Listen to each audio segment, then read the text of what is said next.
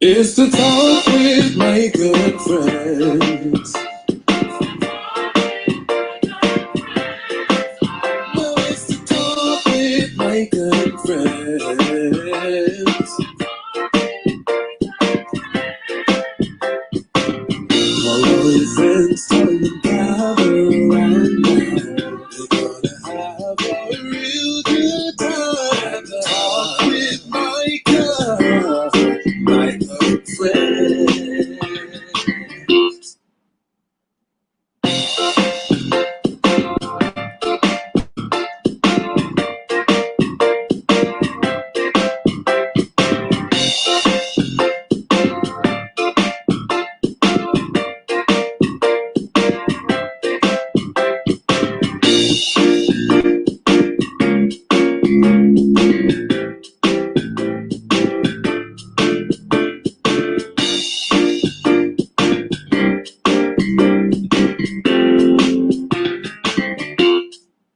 It's the talk with Micah and friends. It's the talk with Micah and friends.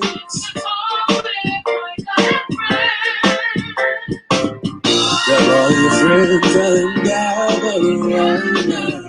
They're gonna have a real time. It's the talk with Micah and friends.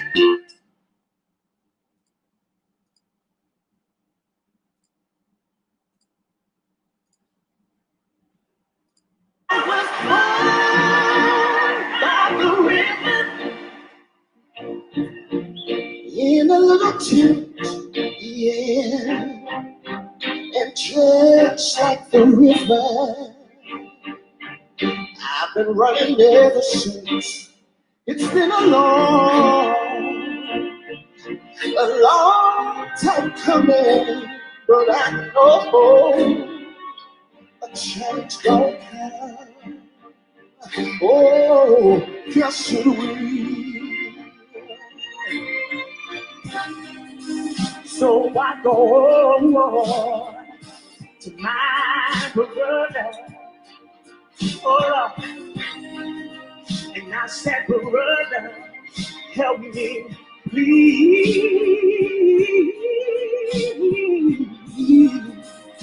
But then he winds up knocking me back down. Knocking me back down on my knees. There were times when I wouldn't last for long, but now I know I'm able to carry on. It's been a long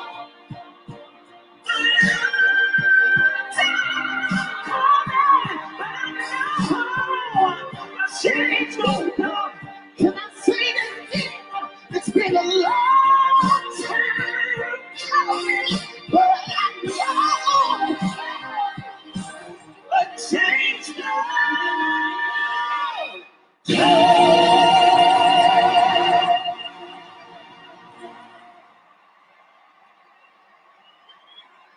Hey YouTube, did you like what you just saw? Well, if you want to see more, first of all, comment below and subscribe.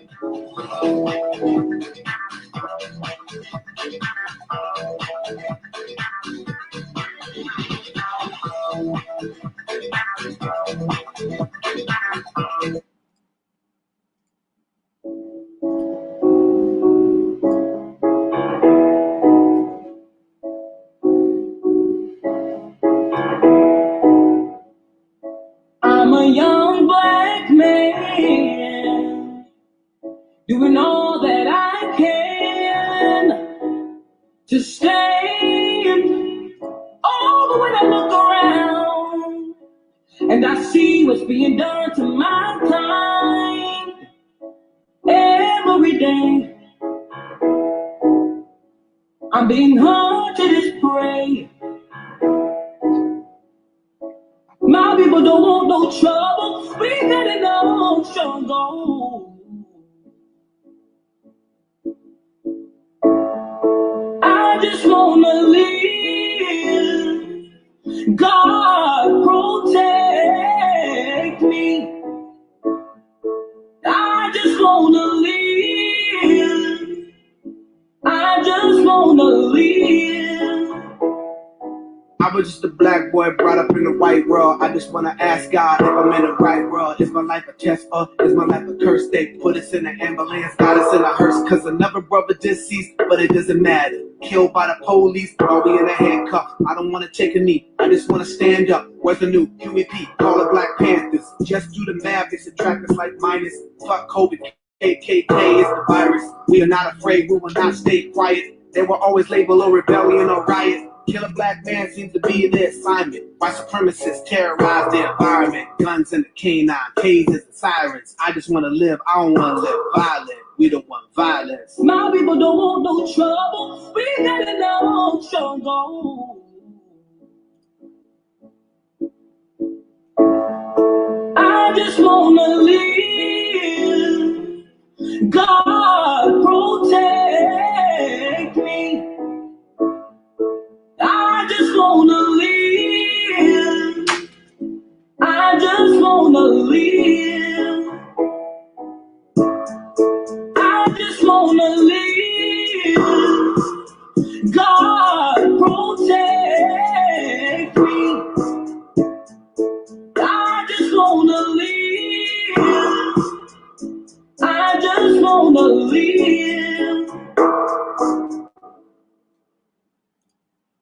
Hey guys, welcome back to the Talk with Micah and Friends. And for this particular platform or video or live video, conversation, it will be Micah's Emergency Town Hall on the platform of the Talk with Micah and Friends. And hopefully you'll be able to actually be able to listen to this if you happen to end up missing it and you can't really, watch it. You can listen to it on blogtalkradio.com/the Talk with Micah. As well as if you have an Apple podcast or the Apple Purple Podcast app on your phone, you can search the Talk with Mike and Friends, and the episode will be there momentarily. Okay, so 6.5 years ago, if you didn't know, I created the Talk with Mike and Friends. That was, essentially geared toward the LGBTQIA+ community, a place in a safe place and space where we can talk candidly. We can, I would interview activists and advocates all around our nation that's a part of the LGBTQIA+ community. And then also have casual, candid, sometimes raw conversation as well. And when when the Mike Brown situation happened a few years back, that's when I decided to start having town hall meetings. I haven't had one in quite some time, but now where we are in our nation, in our world, I felt like this was the best time for us to go ahead and start or have an emergency town hall. I've seen so many posts, so many live videos of people sharing everything that's happening in the world. And I felt like I know it's going to be more conversation that will happen after this. And for that, we're going to be grateful for it. But I wanted to make sure that we start the conversation, and I bring people on that I felt come from different, all different walks of life, be able to share their experiences, be able to commentate and talk about what's going on. And whether we agree to disagree, that we have healthy dialogue, healthy conversation. So, if you see at the bottom where it says visit streamyard.com/Facebook, if you can just go ahead and click on that. So if you are commenting on, and I see some people commenting now, if you are commenting, I'll bring it on so you can see exactly what I'm talking about really quickly. So, that's my mom. Oh, thanks, Mom. She says good evening and great opening. That was Mia, John Cooper. Hey, everyone. And so the comments are coming in. If you would like your comment to actually be placed here on the show, then you can go to, again, streamyard.com/Facebook and grant them access. And then every comment, every question, every concern will come across the screen. I'll be over here co-moderating as well as producing. And then also I'll have a Speak Your Mind, or It's Time to Speak Your Mind segment, where you will be able to come on. If you really say, okay, look, Micah, I really want to say this, that, and the other, just inbox me. And then when that time comes, I'll bring you in on the show live with us, okay? So make sure you're ready. Make sure you look kind of cute. And if you don't, it's okay, because I know we're in this COVID-19 pandemic. Okay, so we're going to go ahead and start with the introductions of our panel members. They will, give us their age, where they currently reside, their occupation and or their community involvement, and then we'll go into a brief synopsis of each situation that has happened. We'll discuss it and we'll move forward. So I want to go ahead and bring on the first person. And let me put this up here. Y'all bear with me. It's just me. Okay, it's nobody else around here. Okay, so here is our guest panel introduction. We'll start with this first young man who is my co-moderator and best friend. Let me unmute him. Okay, go ahead and introduce yourself. Hello, everyone. My name is Antonio Gray, Juris Doctorate. I am a combat veteran. I am 30 plus years of age. I recently graduated from law school. I work at a criminal defense firm here in the city of Montgomery, Alabama.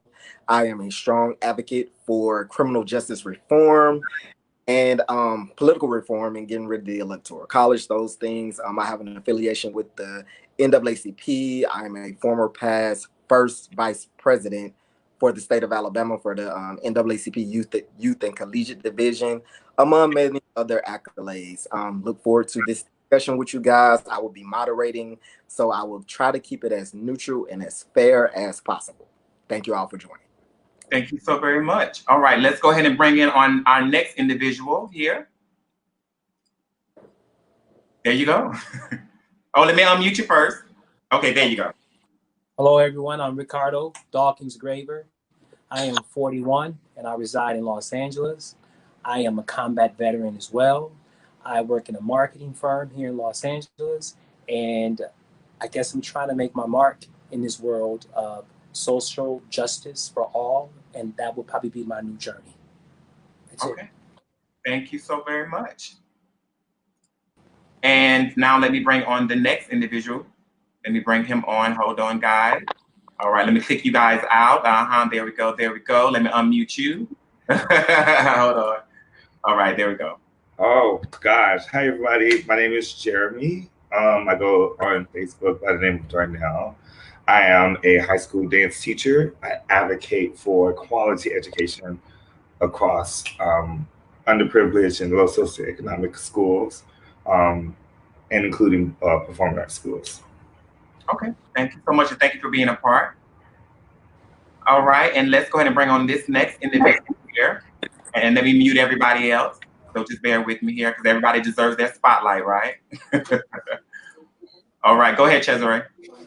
Hi, everybody. My name is Czezre. I'm from the state of New Jersey. I'm a former special education teacher. I'm now working in law enforcement. On top of that, I'm also a community activist and advocate as well. And I'm part of the NAACP chapter of Newark and Black Lives Matter. Okay, thank you so very much. And let me bring everybody on now. There we go. I'm going to unmute. So if you have anything going on in the background, you might want to go ahead and power that off, people, because, I don't like all that. Okay, so let's first start with the Amy versus Christian Cooper. So what I'm going to do is I'm going to play a video here, and give me one moment. Let me pull it up. I have a lot of stuff on my screen, but again, it's the Amy Cooper versus Christian Cooper. Lord, I don't know what's going on with my. See, this is the devil. So this is what we'll do while I'm waiting for this to do what it needs to do. Our moderator, can you go ahead and tell us about the Amy Cooper versus Christian Cooper situation, and then I'll play the video. Okay, so guys, let's get to it. We all know why we're here for, right? So the Amy Cooper versus Christian Cooper situation was where a black guy was walking his dog. Was it in Central Park? It was in some park. Anyhow, he wasn't walking his dog. He was bird watching. Walking his dog. He was bird watching. The woman was walking her dog. He saw her. The dog was off his leash, which is against the park rules. Apparently, he asked the woman, who was a Caucasian woman, to put her dog on a leash. And there's a video that circulates in which she became hostile. She not only threatened, but she did call the police and make false accusations, saying that she was in distress and that a black man she was threatened for her life by a black man who simply asked her to put her dog on a leash. Now, Let's discuss it. And I want to start with you, Ricardo. Or do you want to go to the video, Mike? I'm sorry. No, go ahead. Go ahead. Ricardo, let's dive into Yeah. it. What do you think about this situation? You know, it's not the first time that has happened. We've had that incident happen several times in history, several times in recent history, several times today, maybe even several times yesterday. I don't think it was right, but I think that if it were me in that situation, I would have allowed the crazy woman to be crazy and not pay her no attention. I think I would have just walked away from her. But did he not allow her to be crazy? Because she kind of went on a rant by herself. He was very calm and cool, calm and collected. Well, yeah, I agree, but there was still a conversation or a back and forward between two people, and I kind of feel like I can cut off the conversation by just saying, you know, I don't think all your screws are there, so I'm just gonna go ahead and allow you to walk your dog and be that woman that you are. We already know you exist. I'm just not gonna give you my energy. So that was just been that easy. Call the cops, do what you need to do, but I'm just gonna walk away from the situation. I'm definitely not gonna sit there with my phone and record her while she goes crazy. I'm not gonna do that. Personally, I'm just not gonna be. I'm not that type of guy. I think he's out there though. I think for me, he was out there because I think he's like an environmentalist or something like that, where he was watching birds for patterns or something like that, where that holds a special place in his heart. So therefore, laws are there for a reason, and you should have had the dog on leash. And I think I would ask her to put her dog on leash as well, because of that, because they attack the wildlife there and they're trying to preserve that. So it's not about letting her go on and be crazy, or it's just about me preserving the environment, the wildlife that lives in that park. It's not letting the dog attack that. And okay. Now, Cameron, I want to go ahead and play the video now, okay? And then we'll tap back into it. So let me go ahead and share this screen here, and so y'all can see the video, and then we'll move forward. And guys, if you can, go ahead and mute your until we come back, okay? So let me share the screen. And let me go ahead and play it. Here we go. Tonight, a white woman who wrongfully called the police on a black man in New York City's Central Park has been fired from her job at an investment company. Amy Cooper angrily confronted the man who was bird watching in the park and had asked her to put her dog on a leash as required. Here's CBS's Mola Lengi. I'm going to tell them there's an African-American man threatening my life. The confrontation, caught on video, sparked a national outcry of racism, and today cost Amy Cooper her job. It all started when Christian Cooper, no relation, who's filming, asked her to leash her dog in a section of Central Park which requires it to protect the wildlife. Sir, I'm asking you to stop. Please don't come close to me. Sir, I'm asking you to stop recording me. Please don't come close to me. Please take your phone off. Please don't come close to me. Please call the cops. Please call the cops. I'm going to tell them there's an African-American man threatening my life. Cooper did just that. There is an African-American man. I'm in Central Park. He is recording me and threatening myself and my dog. I'm sorry, I can't hear you. I'm being threatened by a man in the ramble. Please send the cops immediately. Within 24 hours of the video, Amy Cooper apologized, returned the dog to a rescue center, and lost her job. Her employer, Franklin Templeton, stated in a tweet, "We do not tolerate racism of any kind at Franklin Templeton." Christian Cooper, an avid birdwatcher, spoke out for the first time today. We need to start treating each other as us rather than as, other. Well, Amy Cooper said she was scared because she was alone here in Central Park. New York City Mayor Bill de Blasio called the video racist, quote, pure and simple, saying in a tweet that Miss Cooper called the police on Mr. Cooper, even though she was the one breaking the rules, according to the mayor, adding that type of hatred has no place in New York City. Nora? Or anywhere. Mola, thank you. All right, we're back. And I see your names. Yay. Okay, so let's go ahead and go with it. Let me unmute everybody that's muted. Okay, go ahead. All right, so here we First of all, I want to get everybody's opinion. Do you think this situation was about race? Because a lot of the times what we hear is people on the opposite end of the conversation, and white people in general, they say, well, it's not about race. I'm just scared. So let's talk about that. Was this about race or not? It was definitely about race. She made it about race. Yeah. I think it was a combination of race and fear. I think that she was in fear. I mean, and I think race played a big role in this. She was in fear of what? Being asked the question?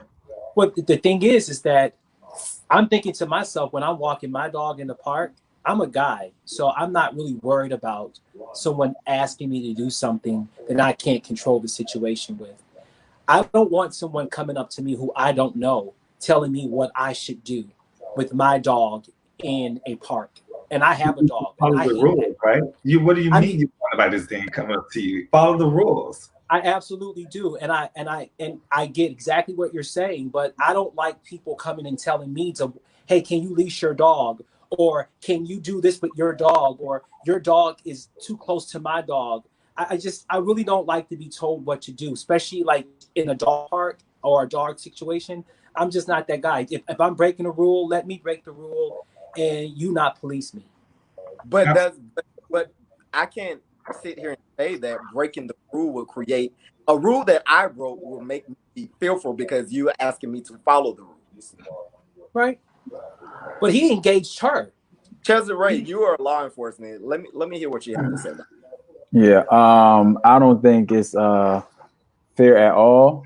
I think Amy, aka Karen in the park, was trying to absolutely engage in her white privilege and cause a disturbance within the park, especially when she broke the rules. And me, as somebody who's in law enforcement, that call would have been completely paid. Like I would have came to that scene, it would have been like, really, is this what we? I'm just different. I'm just different because I just give it to people straight. I'm not cutting corners. There's no proper etiquette. I'm going to give you what you give me, and I just would have been like, Karen, go home. So I want to say this. So think about, I don't know what really transpired. I don't know what because some people just don't like dogs, number one. Okay. Some people just don't like dogs. I understand I'm walking in the park and I don't like dogs. I see them, whatever. But that dog already looked like it was unruly altogether. Okay.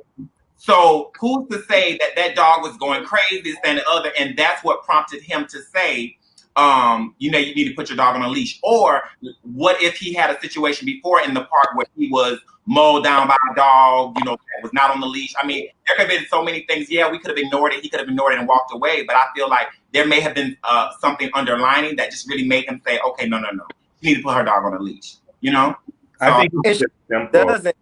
What is important to discuss with this is what are the consequences of her making a false call saying that she felt threatened by a black man in the park. Well, that's unlawful. A very premeditated, actually. It was very premeditated. That should be unlawful. And a lot of people echo the cries of Emmett Till, which they are exactly correct for that sentiment. And even as far as recent as yesterday, when the white man who pulled out a bow and arrow aiming it at protesters, once he got beat up, he told the police that they attacked him. 2 black African-American men attacked him, and that was false when he got beat up by a majority white crowd for something that he brought on himself. Exactly. So situations have consequences. What do you all think about the important, because while Ricardo says he would have walked away and would have not have given it attention, I think it's important to give these things attention because we have to create some kind of repercussions when these things happen. Well, I just kind of feel like there was a choice to be made. He made a choice to engage her. He could have also made a choice to say, you know what, her not following the rules is not my business. That's where I'm at. I'm not going to engage a white woman in a park knowing what's going on. I'm 41, so I think I know a little better than that. I'm not going to engage this woman who I don't know from Adam and tell her, hey, listen, I think you need to put your dog on a leash. That's going to create already a monster because now Miss whatever you guys call her, Miss Karen, she's already fearful. She's in the park by herself. And yes, he's bird watching and all those things. But people don't know all those things when those things are happening and they're playing out. He could have made a conscious decision to say, you know what? I'm not even going to engage her. I'm just going to leave her alone and just mind my business. That's what I would have done. I'm not in here. I'm not trying to police people. I still highly doubt that she was fearful. There's nothing, no evidence that suggested that she was in fear for her at all. Now, what if she were fearful? What if she were fearful for her life? What if he were? What if he was fearful for his life as well? I mean, we don't know that.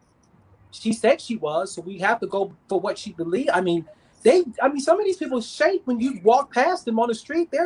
They're shaking in their boots walking past black men sometimes. Why? Because I'm black. You're scared of people. Stay your ass in the house.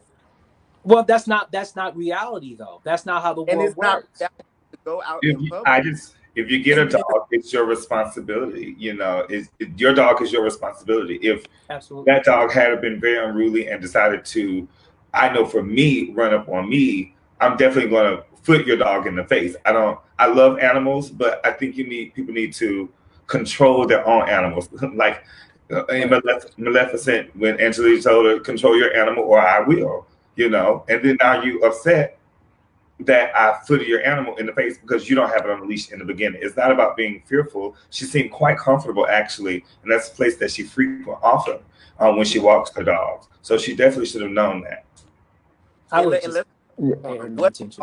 Let's pivot a little bit. What about the situations where that was a isolated incident, but more than likely we have more incidents where a white woman or male will approach a black person or a group of black people minding their own business to tell them the exact thing, and then they make the victim in that circumstance also. How do you avoid that? I mean, there's no avoidance. I mean, you do the same thing they do. You just pick up your phone and dial 911. But instead of we have a choice or a decision whether you want to amp up the issue or dial down the issue. If I am engaged by a white man who I'm in fear of, or I have fear, I'm just going to dial 911. Why? Why? Excuse me? 911 was created for an emergency situation. Just because you have a tense altercation between someone, a verbal altercation with someone doesn't, for me, doesn't result in you should call the emergency hotline. Well, it's been working for them. Why can't it work for us? I mean, I know it's like we're trying to break, though, is that if it's not an emergency, you shouldn't be dialing 911. Well, I just kind of feel like if I'm in a park and I'm being engaged by a white man and I'm by myself, I'm dialing 911 because I don't want to escalate this problem and then he'll have every excuse to shoot and kill me. I'm just going to dial 911. I'm going to be the first person to dial. So when the officer shows up on the scene, they're asking, who's Ricardo Dawkins Graver? Hey, it's me. I made the report. So automatically they're going to be there for me. They're not going to be there for him. If he dials first. A policeman in America?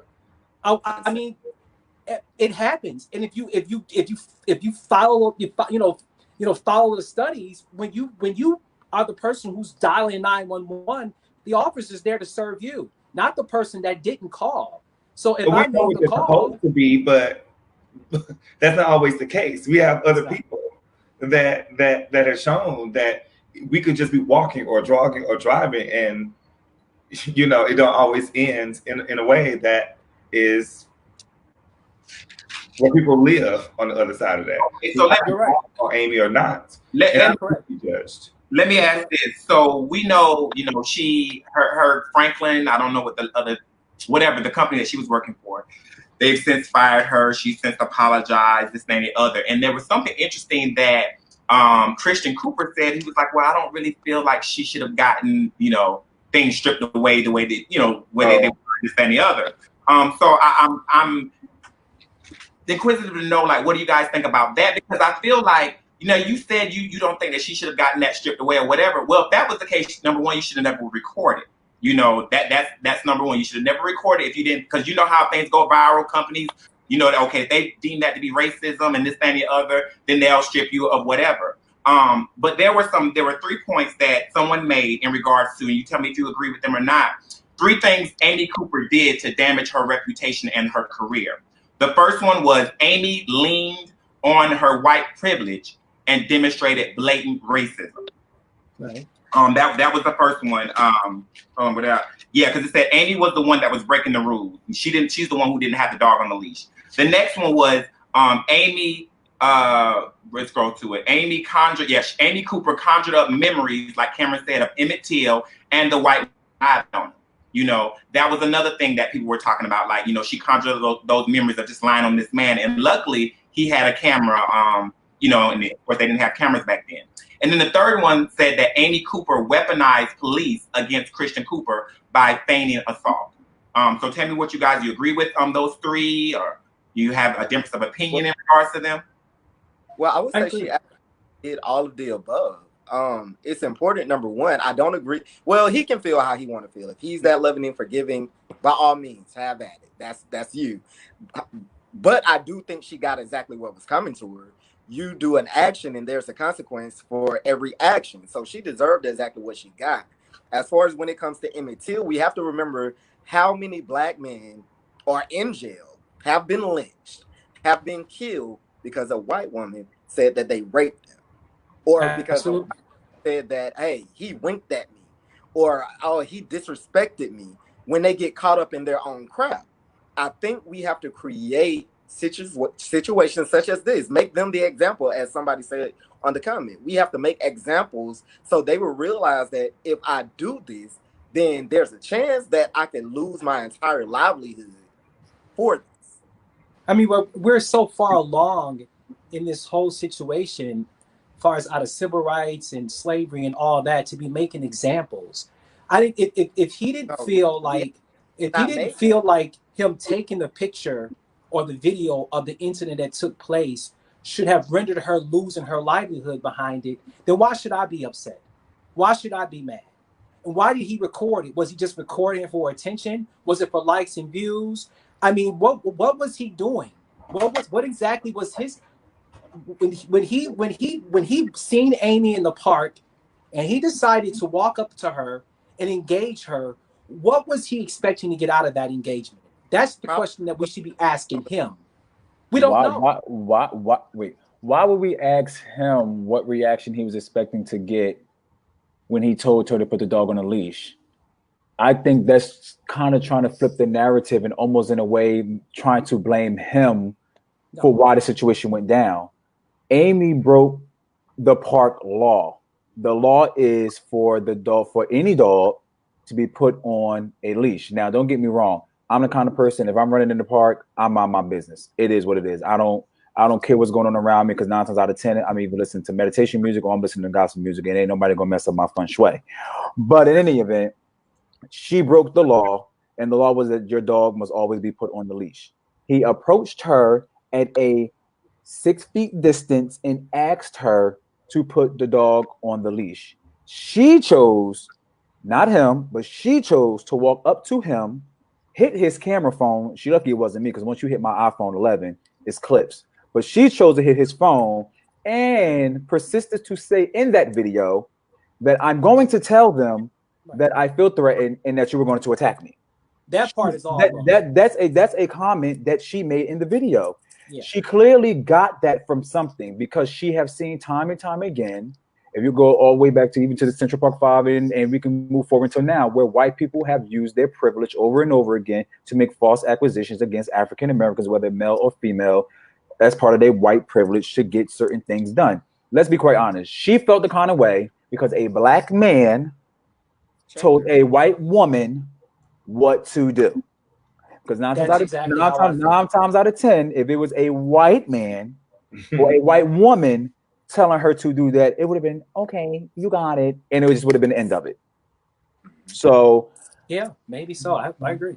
I don't want this narrative to make it seem like how we're just now all of a sudden trying to question his motive behind things. Because at the end of the day, if the shoe was on the other foot and I was walking around with my Rottweiler or my Pit Bull or my German Shepherd and they didn't have a leash on, I would have been approached.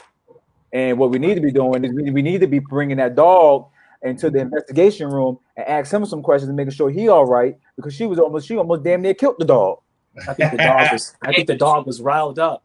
And probably a happy dog. And like Giselle, as well as Mia Monet Mugler said, you know, he didn't post the video. He sent it to his sister, and she was so outraged that she posted it. My thing is, if he didn't expect the outcome, he wouldn't even, first of all, recorded her or sent that. I do not appreciate his response. And all because it minimalizes all the traction that we have in regards to a race in this country, in regards to false accusations that white people, specifically women, make every day. So I don't appreciate his front, and I think he should just kept quiet and let his sister post the video and let us do what we're going to do. She got exactly what she deserved, if not even more, because I too have been in one of those Karen situations where my education was threatened because a white woman felt angry that I told her that what she couldn't do what she had to do. So she got exactly what she deserved. I'm just not in the business of.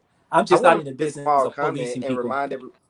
And I just want what you were saying, Ricardo. I said I'm just not in the business of, like, if somebody's violating a park rule, I'm not in the business of, you know, Mr. Park Ranger, hey, you should have your frisbees in this area, or you shouldn't have your music on in this area.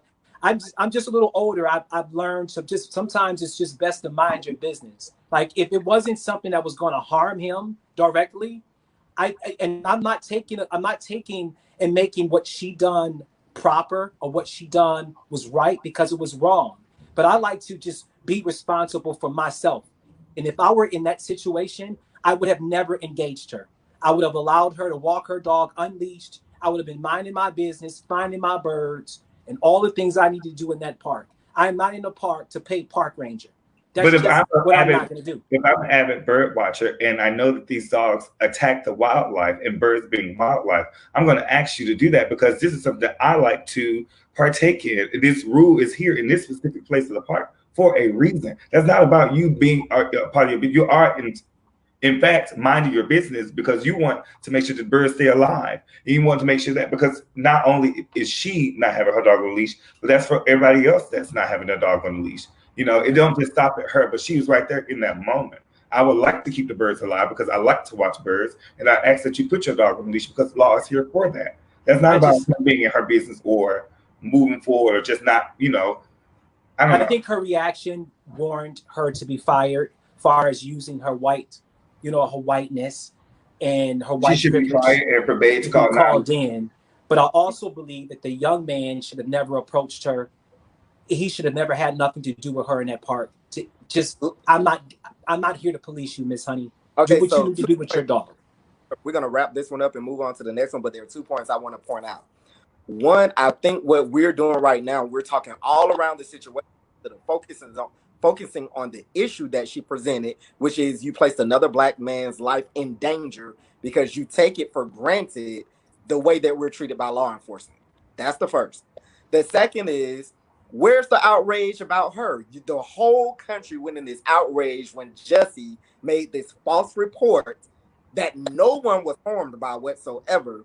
Yet there's not a peep, not an instant, not a word about this woman who literally did the same thing. Where's that outrage? I'm just saying the Central Park situation would have never taken place if he had never engaged her to begin with. Or she had a dog on the leash. Or if he would have never recorded her, because he feels sorry for the woman. And that's unfortunate for him. That's so unfortunate for him. And he's going to live a very hard life because of that. Yeah. Ricardo, I think what you're not recognizing is this is exactly the issue, because every time something happens to us that is to our detriment, we always go back to, well, he shouldn't have did this in the first place. She should not have did that. But the point is, we are here. We're in the moment now. Like you said, people make their choices. But now that we've made the choice, which is a liberty that everybody has, right? Yes. We have to focus on the wrong in that moment. You can't go back and make the victim the defendant. Well, I don't know I don't know. And I don't even know the state of mind this black man was in or the white woman was in.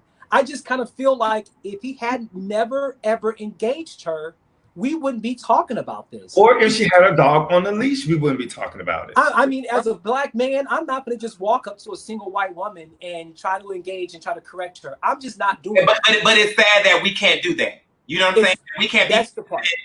And say, so that's the sad part for me. Like, I can't walk up to you and say, you know what, you need to put your dog on a leash, or you need to do this, you need to do that. And it's not about policing, but again, it goes back to what I said earlier about experience. You don't know what my experience is with the animal. You know, so yes. So am I not supposed to walk outside? Am I not supposed to walk in the park and enjoy whatever because I've had a traumatic experience with dog? That's why you have a leash. Put the dog on the leash and we wouldn't have the problem. Let's move on to the next. The next one, we're going to talk about Ahmaud. So give me one moment. Let me go ahead and play the situation here. I'm sure you know about Ahmaud, correct? Ahmaud Arbery. Yeah. Give me 1 second. Okay, here we go. Let me get you guys off. I'm going to mute you guys first, just for a second. And then I'm going to bring the video on, and here we go.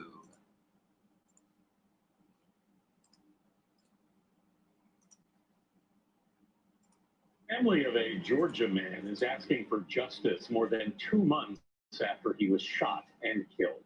No one has been arrested or charged in the death of 25-year-old Ahmaud Arbery. Police say he was chased by 2 men who suspected him of a crime. Arbery's family says all he was doing was jogging. Omar Villafranca talked to his mother and the family's lawyer. Interviews you will see only on CBS this morning. Ahmaud is no longer with us. And he's not with us because 2 men followed him while he was jogging and killed him. Ahmaud Arbery was shot and killed in Brunswick, Georgia. We spoke to his mother, Wanda Jones. What do you think should have already happened? An arrest should have been made already. According to neighbors, there had been break-ins in the area. Arbery was allegedly spotted at a home that was under construction before he began to run. 911 calls came in moments later. Is someone breaking into it right now? No, it's all open. It's under construction. And he's running right now. There he goes right now. Okay, what is he doing? He's running down the street. According to a police report, Gregory McMichael told police he saw Arbery run by and recognized him from the break-ins. According to the report, McMichael and his 34-year-old son Travis grabbed a shotgun and a pistol and got into their truck to go after Arbery. Once they caught up to him, Gregory McMichael told investigators Arbery violently attacked Travis and the two fought over the shotgun before Travis shot twice and killed him. The prosecutor who previously had the case says Travis acted out of self-defense. The pursuers acted within the scope of Georgia's citizens arrest statute. It essentially deputizes all citizens to go out and perform police functions. They did not do that properly. Lee Merritt, an attorney for Arbery's family, says he believes there have not been any indictments because Gregory McMichael is a former investigator for the Brunswick District Attorney's Office. That's why the case was transferred to the Ware County District Attorney. There's more than enough evidence for a case for murder. What do you think those men should have done? They should have waited until the authorities arrived. They had already made a call to 911. People defending the McMichaels point to Arbery's previous brushes with the law. He had a shoplifting conviction. His mother said this has nothing to do with what happened. Her son is the victim. Gregory McMichael told us since this case is still being investigated, he has no comment. Tony? A lot of questions in that story. Omar, thank you very much. All right, we are back, and I don't know where Mr. Gray is, but let's talk about it. Let's talk about the Ahmaud Arbery situation. How do we feel? And we know that there have been developments since then that have happened in regards to getting justice for his murder. So Czezre, come on, let's talk about it. You already know. I've had so many conversations about this when it comes to unarmed Black and brown people are just being lynched and murdered in the hands of white people, racists, every single day. It just becomes annoying. It's very frustrating. And it seems like something never seems to get done unless we raise hell or we make something go viral instead of people just doing their damn job. Like, it's not that hard. You swore an oath to uphold the Constitution and to protect and serve the citizens of the city in which you are policing. It's not that difficult. I don't care what it is. A citizen's arrest is not you holding a gun to somebody's face until the police arrive or taking matters into your own hand. That's not what a citizen's arrest is. those two individuals. I'm not going to say their names because they don't deserve for me to say their name. But those two white people deserve to be prosecuted to the fullest extent of the law. That is blatant murder. That is a blatant lynch, and there's nothing they can tell me otherwise. Even somebody in law enforcement to tell me that they should not be found guilty. Nothing. Sorry. I agree. Honestly, I think I don't mind or necessarily disagree with citizens' arrest, but it wasn't their property that he was roaming around. So to jump in and grab guns and hound him down is a little bit aggressive. You called 911, you did your part, and let that be that. But they decided to continue until he was dead, and then cover it up for 2 months. So it's at this point, it's everybody should be prosecuted. Yes. It was wrong. I mean, it was wrong. Yeah. It was wrong. The first thing I thought about when I saw that story was this his neighborhood? It really wouldn't matter. It doesn't matter if it was his neighborhood or not, because things start to come out. And although it wasn't his neighborhood, it is his country. So he should be able to be allowed to run. If he was an avid runner, that was put out in the beginning, and that changed. Whatever changed, he had every right to be there. Now, what he was doing there did not warrant him to be killed. That's the part that, that kind of plays with my brain. Now, if he was there being mischievous and he was, essentially, being there just looking through people's stuff or whatever, I mean, that's him. But to kill him over that, now that's where, I don't think the crime fits the punishment. I think that kind of was a little lynching to me, in my opinion. Well, let me make the point. Number one, I don't think there was a crime that was committed. It was a house under construction without a frame. It's private property. That's considered trespassing. It's still trespassing. It doesn't matter if the house had a foundation. It doesn't matter if there's no house on there, but somebody owns it. It's still trespassing. Okay. And maybe he didn't know that. It doesn't matter if he knew it or not. It wasn't his. Yeah, it wasn't his. But I think that warrant his life to be taken. His life should have never been taken. They should have never come on the scene with guns anyway. Exactly. That's the thing. That's why there's law enforcement. Call 911, John, whoever. You know what I'm saying? Call it. Hey, there's been some robberies that have happened. This, that, and the other. I'm seeing a guy going in and out of this place. That whatever, and call and let them handle it. You don't have to take the law into your own hands. You know what I'm saying? Like, and then he's jogging. So okay, he's jogging along the way. Let's just say this happened. He jogged along the way. Oh, let me see how this structure. Okay, come out. They see him. Call law enforcement. Do not come on the scene with your gun and want to play police officer. Well, that's what they do in their neighborhoods, though. That's how you police your neighborhood. If you understand the structure of a predominantly white neighborhood, they look after each other. They make sure their neighbors are taken care of. If I'm out of town for 2 weeks, they get your mail for you. If somebody's going through your stuff, and as Black men, we have to understand that when we're potentially looking through people's stuff in a permission to carry state, we have to be careful. We just can't. You can't be on private property. Not saying that it warranted his death, because it didn't. But we have to understand that in certain neighborhoods, they don't run their neighborhoods like ours.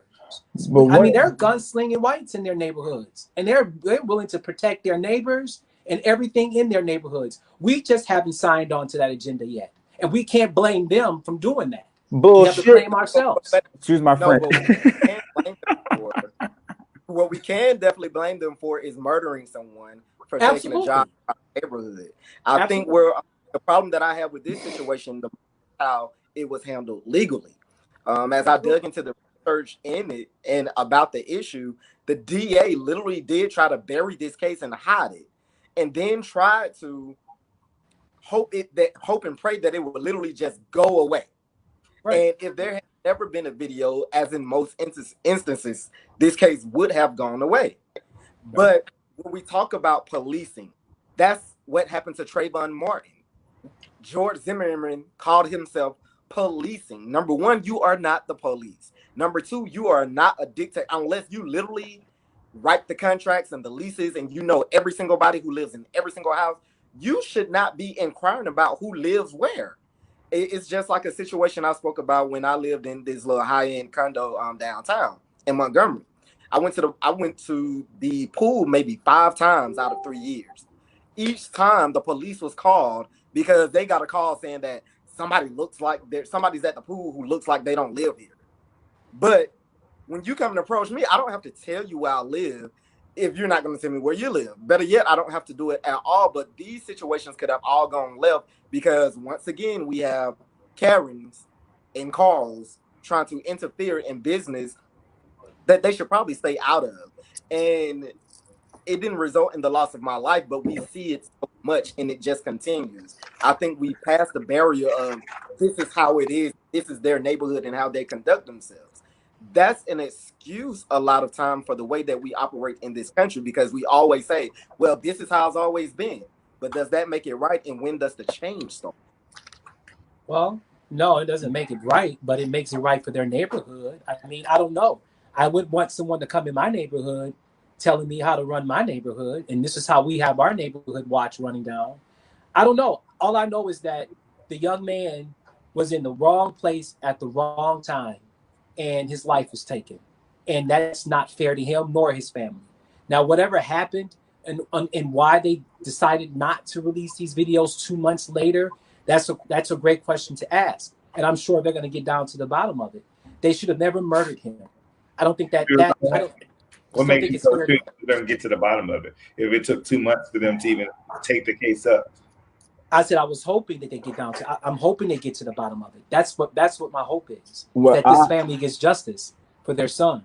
Well, I'm not going to place any blame on Ahmaud Arbery. He was not at the wrong place at the wrong time. He was at the right place at the right time, doing what he does every single day, and that's run in that neighborhood. Period, point blank. He wasn't in the wrong place at the wrong time. He was in the right place at the right time. That's number one. Number two, we have to stop sending out this narrative to where we're telling ourselves that Black people that we have to be careful.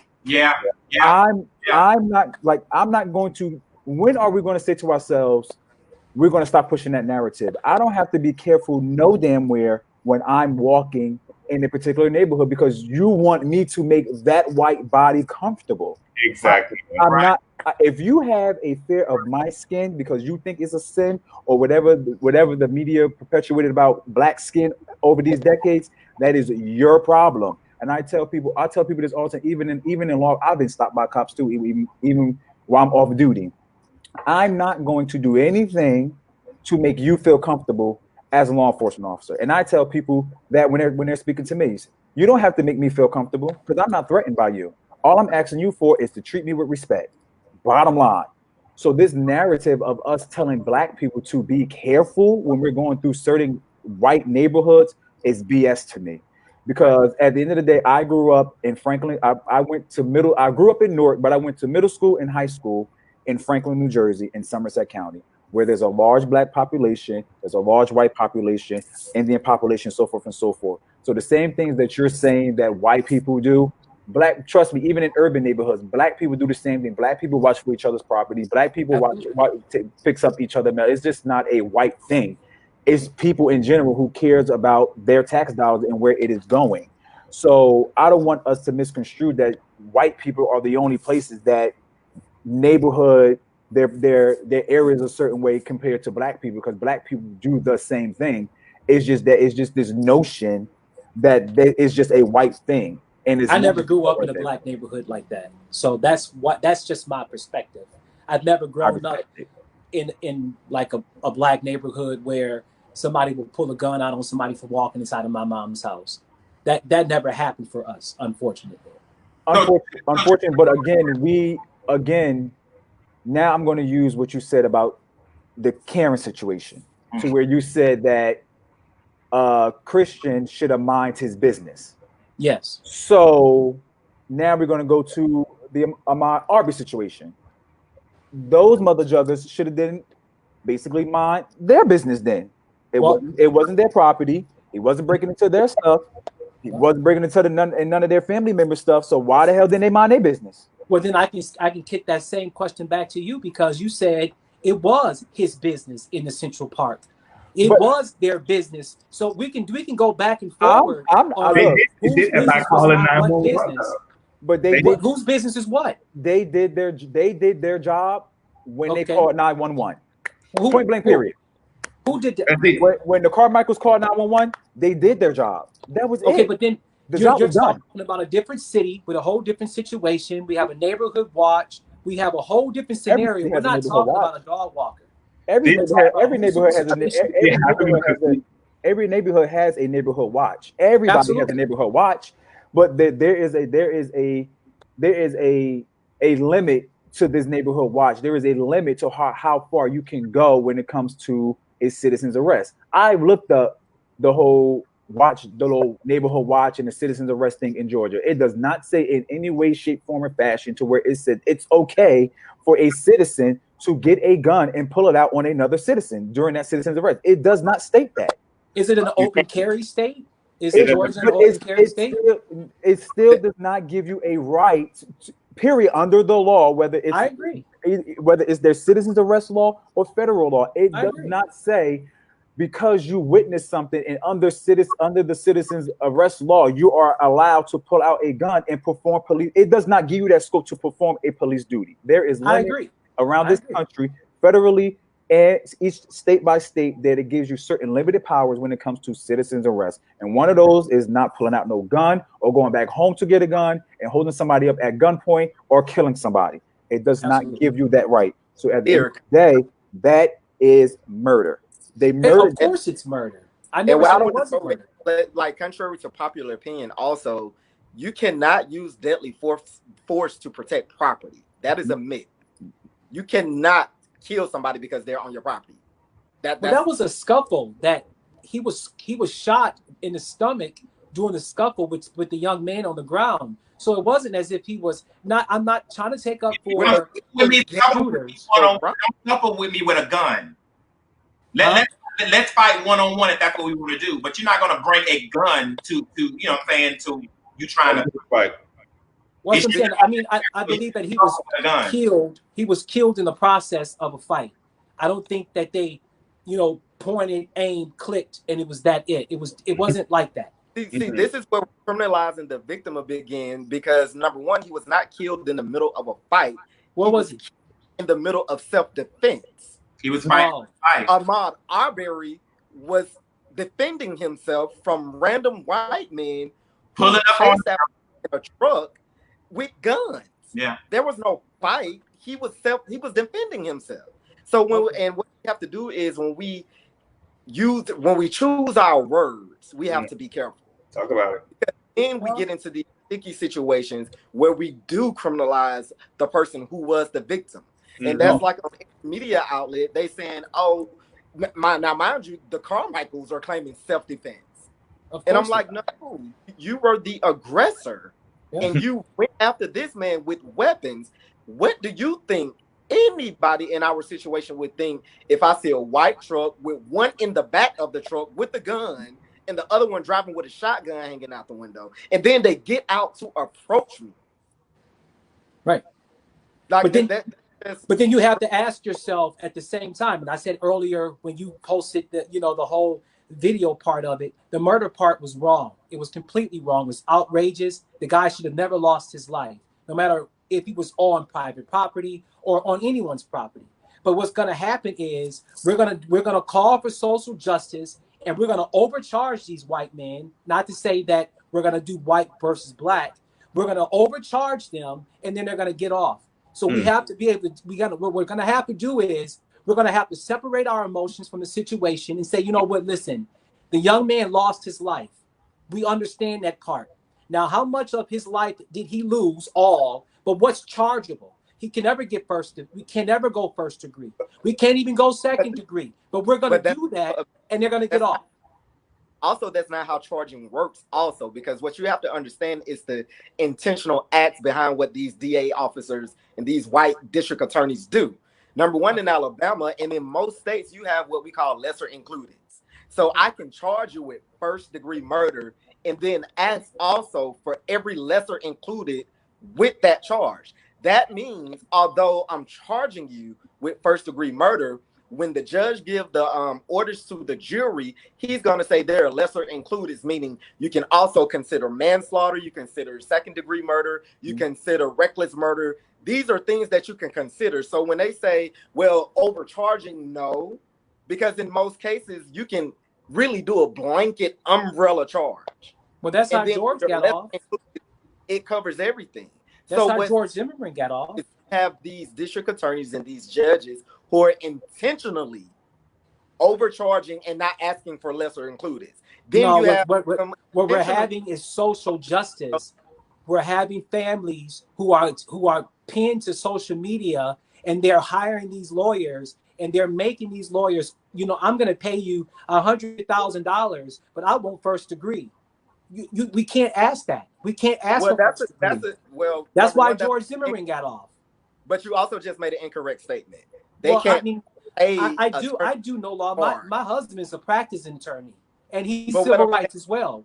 So okay, he knows the facts. When you go in, you have to look at the degree of what happened. You have to understand what took place that day. Whether it was self-defense. Made an incorrect statement. A family can't hire an attorney to charge. That's the district attorney's job. No, I'm talking about and bring up charges as a prosecutor. Maybe I misspoke. Okay, maybe I misspoke on that part. I did misspeak on that part. But what I'm saying is, there's so much social justice that these district attorneys are put into places where they're having to chime up all these charges and dial them up just to please us. That's what they're trying to do. And then what happens when they go to trial, they can't convict on what they want everybody else to, you know, everybody else wanted this conviction, but now they can't convict. That's what happened to George Zimmerman. He was overcharged. That's why he walked away. That's what happened to every black man who was lynched in the last 5 or 10 years. They were overcharged. George Zimmerman wasn't overcharged. Juries play a major part in that too, because you have these people on the jury who just don't see it our way, and this is where I come. Exactly. The benefit of the doubt comes into play. When those jury members get up there and they select these all-white juries to connect to this white man, what do you expect to happen? It's the same thing that has happened since history began, the judicial system. You have a man who clearly commits murder, obviously, and then he's acquitted by an all-white jury. And then you ask the juries, you poll them and say, you know, if they would have charged him with second degree, we probably could have got conviction. But we couldn't charge him. We just couldn't hold first degree on him. I mean, you as an attorney, you should know that. Some charges won't stick. But just because you charge somebody with first degree, I've sat in court. Just because you charge somebody with first degree does not mean you can't also get convictions from sub charges. I've seen it happen countless of times to where the initial charge was this, but the judge, like he said, walked back in along with the jury, walked back in and said, okay, now go back and deliberate and let's look at this. If you couldn't get first degree, y'all go back in the room and deliberate for however long you can and tell me, since it wasn't first degree, well, can you pull out and say conviction for second degree? No, okay, well, can you come back and it happens like this every single time. There's not one of these cases to where just because you did first degree that a person's not getting convicted. That's you like he said, there are juries who they don't look like us when we're the victims in the situation, and our families are looking for justice. Our faces are not on these panels as a majority. So if this young man's case goes to court and they pull up first degree, I can assure you those 3 white men are going. They're going to walk. They're not going to walk, and we're going to all be pissed. That's what's going to happen because they're going to overcharge them. They're not going to walk because and they're going to walk because of biased people who are making these decisions. That's why I disagree with you at. And I don't know what your husband does. I know at my firm, we're a criminal defense firm and one of the top in the city.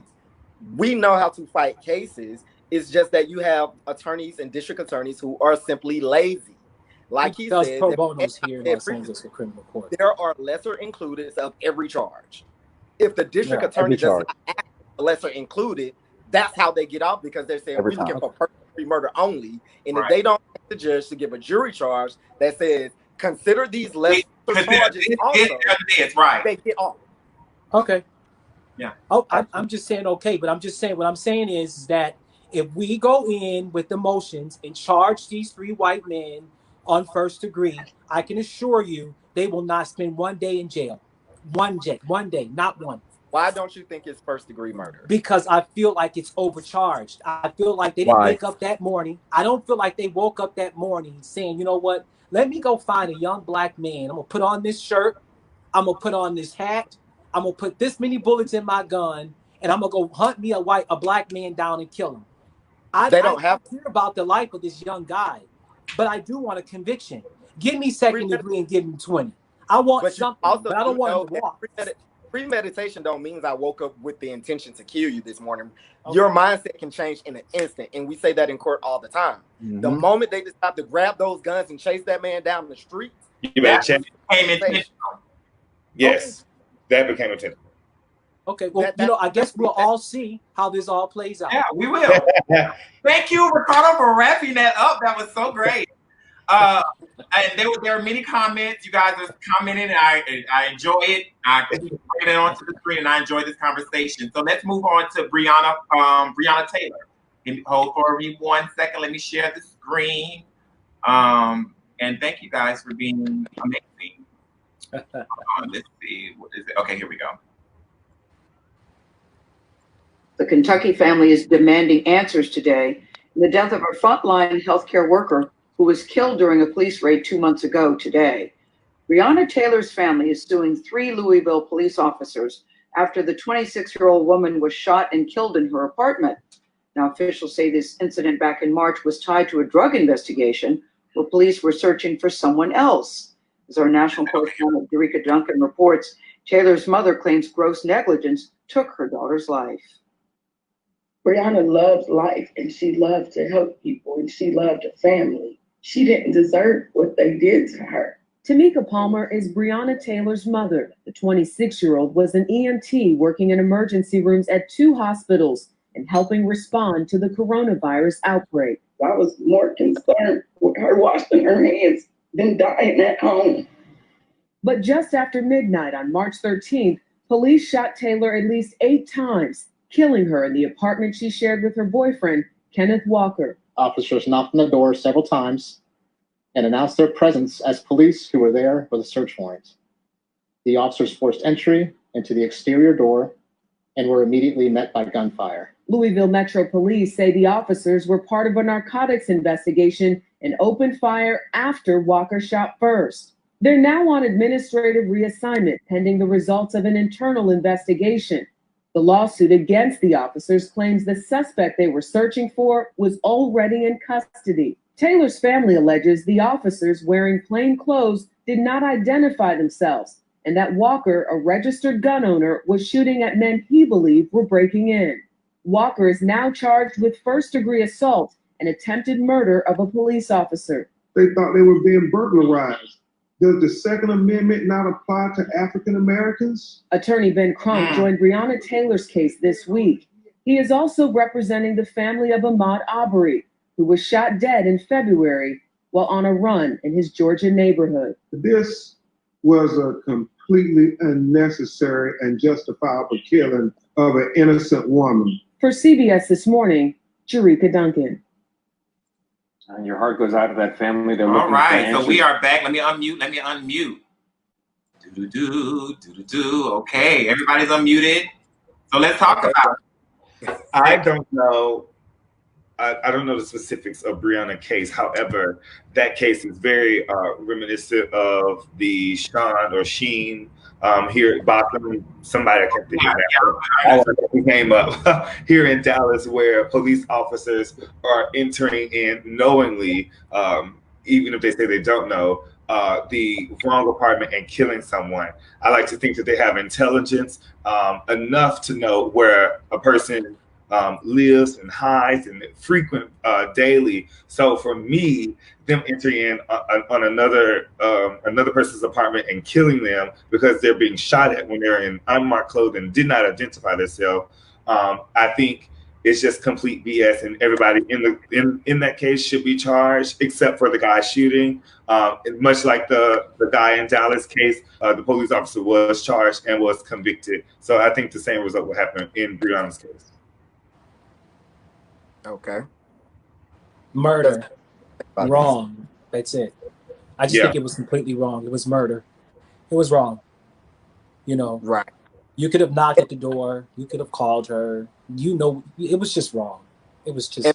And then we recently had a case in Alabama where a young man was shot in the mall because what do you call them? Undressed or plainclothes. A plainclothes officer who was acting as security, moonlighting as security, ran to an instant where there was a fight in the mall. The young man had his gun. Mind you, Alabama is an open carry state also. The young man had his gun trying to protect or break up the fight also. The security guard was filmed running towards him, and he just saw him with the gun, and he automatically shot this dude and killed him.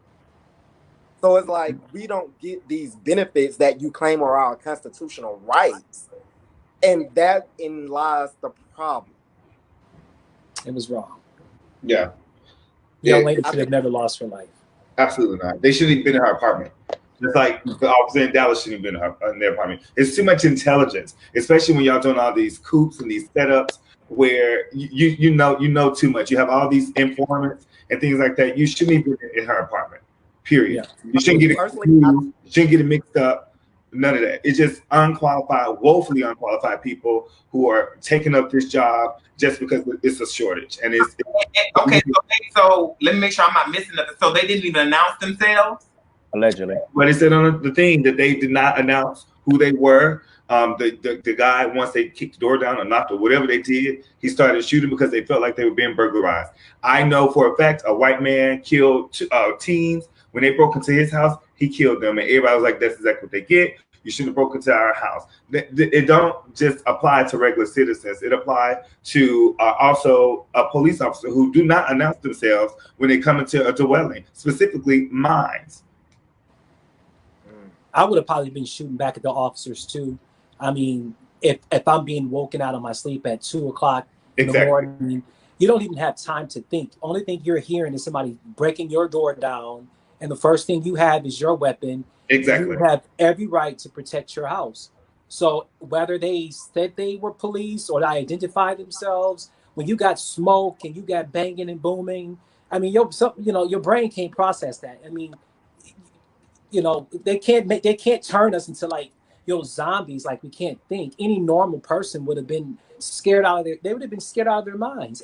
What's going on? The first thing I'm gonna have is my weapon, and I'm gonna start shooting wherever the danger's at. Exactly. I'm not going to be shooting just shooting randomly either. I think he should go to the target range and actually kill somebody. But like you said, they have too much intelligence around to make mistakes like that. Now, in the 90s, I understand. But I don't understand in the 90s either. I don't understand in the decade.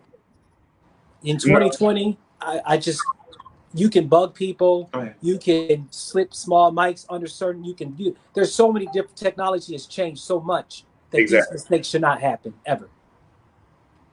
So definitely justice do need to be served to her and her family. And her boyfriend, I believe, that one that was shooting should definitely get off and be compensated for his everything he's going through. Oh God, what's that? And for the record, I don't want to shoot police officers. Yeah. For the record, I don't want to kill cops. I don't want to kill cops. Okay. And so we'll move forward because there's some questions I want to ask in regards to law enforcement and how should they move going forward. But I want to make sure that we cover the George Floyd video and conversation first, and then we'll deep dive into that. And if you have questions, if you want to come on, you need to inbox me on Facebook, Micah Pierce, MICAHPIERCE. Inbox me and let me know, and then I can bring you on. So let's go ahead. Darnell, are you working now? Yeah, I'm working. I had to put down Do Not Disturb. All my messages started to come in. Okay, yes. Okay, Kendall, let me tell you what Kendall said. Kendall says, silence your phones, please. Okay, so let's go ahead and talk about George Floyd. What you said, Cameron? Now I can't hear you, Cameron. We can't hear you, Cameron. Czezre, can I hear you? Can you hear me now? Yeah, I can hear you. Okay. Okay, so let me play the video with, this one is from The Breakfast Club with Benjamin Crump and DJ Envy. So let me play this. Hold for me, please. All right. Oops, wrong one. Here we go.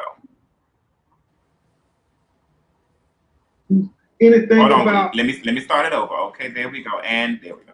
What started the situation? What made the police come? Like, what call was that? Because at first we heard it was scamming. At first they said he was on top of his car. What was that first initial call for? You know, the first initial call for was allegedly forgery. And as we find out more, forgery, talking about a $10 bill may have been fake. So there's no evidence that he ever did anything wrong because they never proved anything about the $10 bill was fake, or if it was fake, that he would have knew about it. How many people would know if they had got money and it wasn't real? How many of us are checking money when we get change from a store? So it's just unbelievable that he was killed because he was accused of a non-violent crime, but yet the police came and used excessive lethal force to kill him, which is a lot envy like Eric Gardner. When you think about it, selling Lucy cigarettes, which is a non-violent crime, but then the NYPD come and they use excessive lethal force where that brother ends up dead. And now here we are in 2020 and he ends up dead. And I think this is far worse in many regards because the officer's on his knee and the public is out there pleading with the police. Just take your knee off his neck, Andy. It's such a sad situation. You know, watching that video, and me and my wife watched it together, and I watched it with my 16-year-old son, and we just couldn't understand it. And just to look at that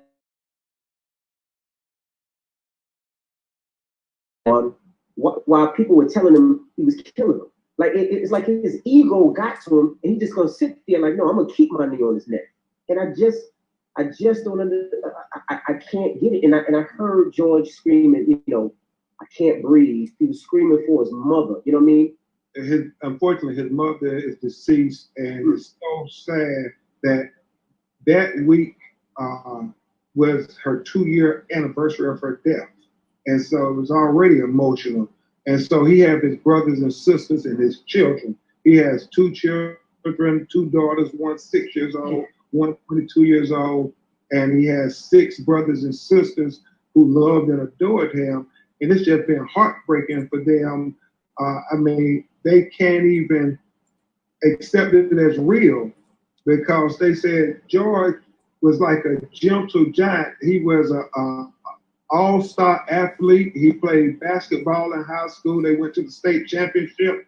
He played for University of South Florida. He was just somebody who they said you could not love George. Everybody loved him. He would always keep everybody laughing. He was like so engaging. And the people in Minneapolis, everybody says that about this guy. And for them to kill him in this manner, when there is no scintilla of evidence that demonstrates that he posed a threat to these police officers. I'm demanding, Envy, for them to release the body cam video. Be transparent. We just saw the video. How much worse can it be? Release the video.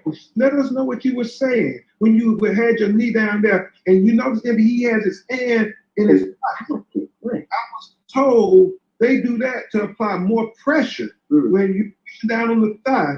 And so I just think it was deliberate what these officers were doing because for 9 minutes, you can't do something coincidentally for 9 minutes. And the fact that at some point when time passes and people are telling you to de-escalate and he's saying, I can't breathe, you then have intentionally intended to cause harm and pain to him. And so in the law, when you intentionally do something to cause harm or bodily harm, you may not have meant to kill him.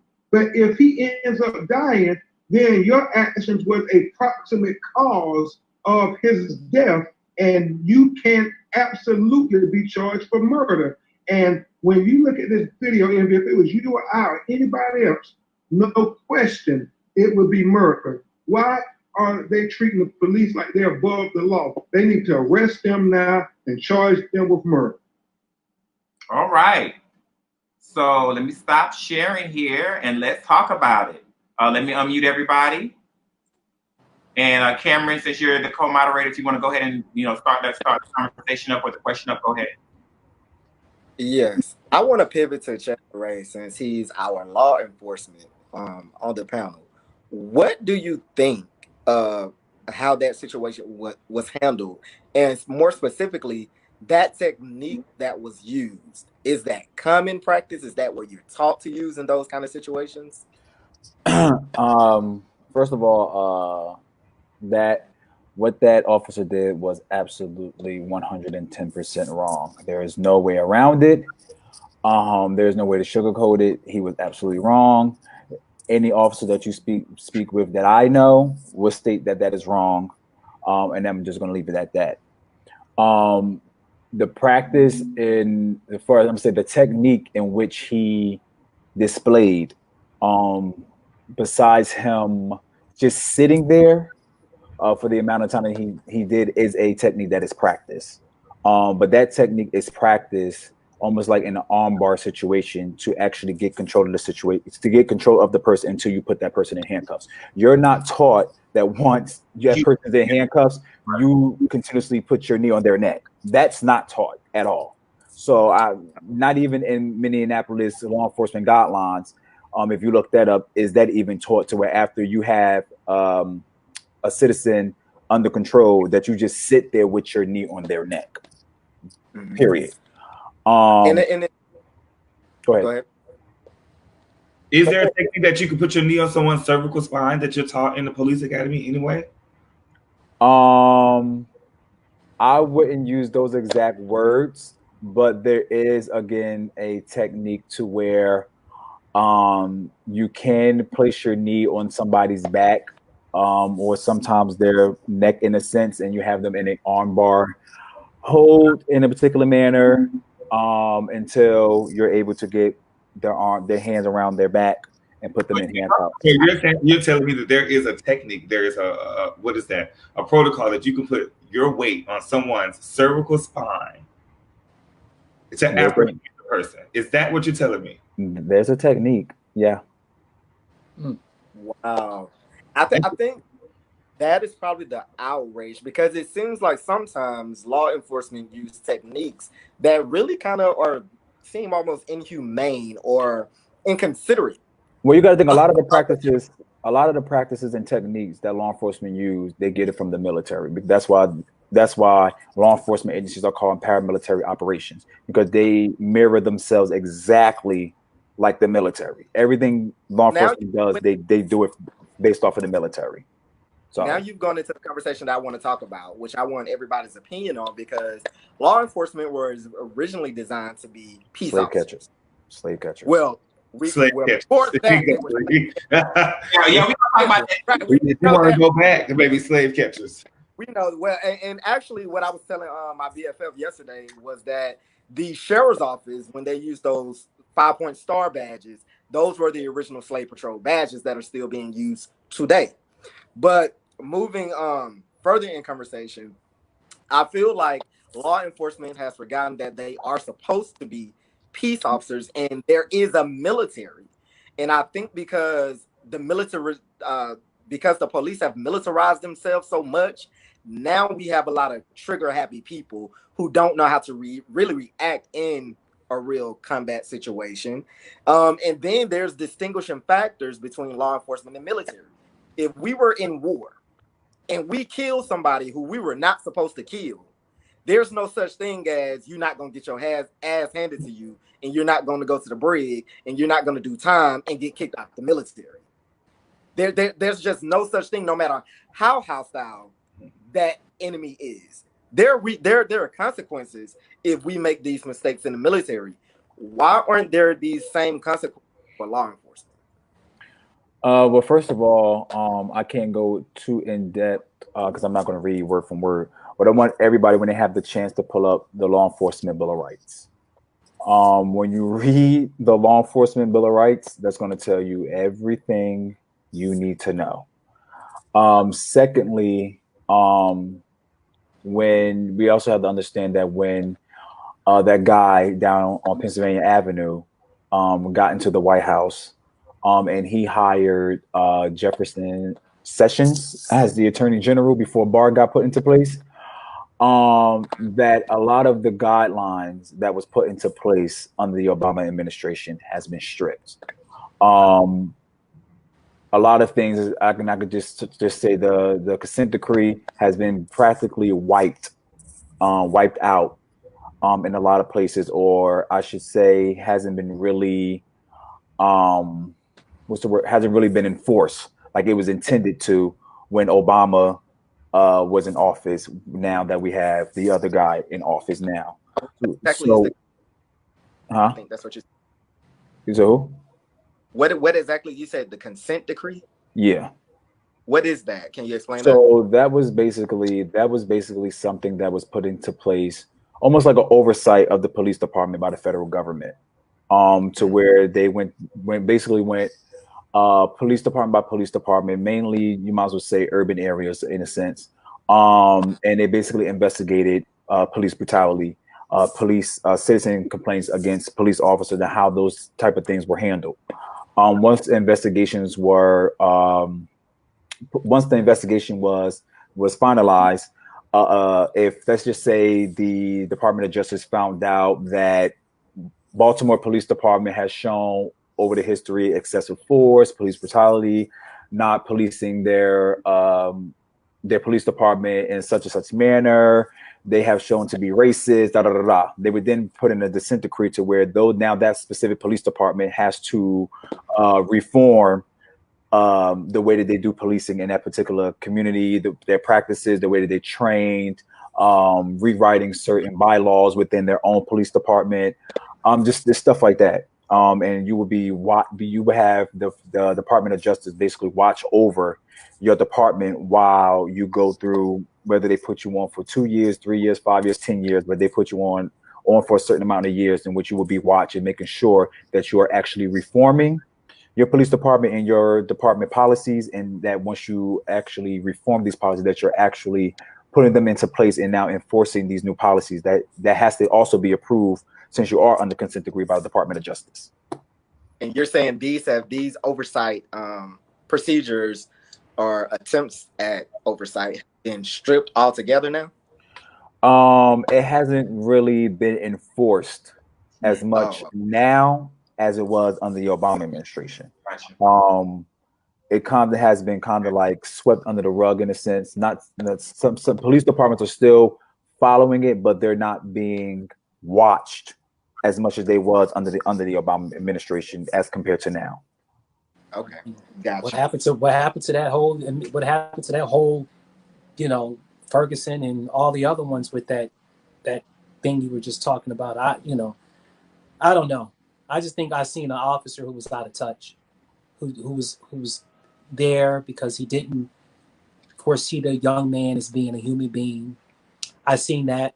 You can see it in his eyes. I seen white privilege. I seen a man that didn't care if that person lived or not.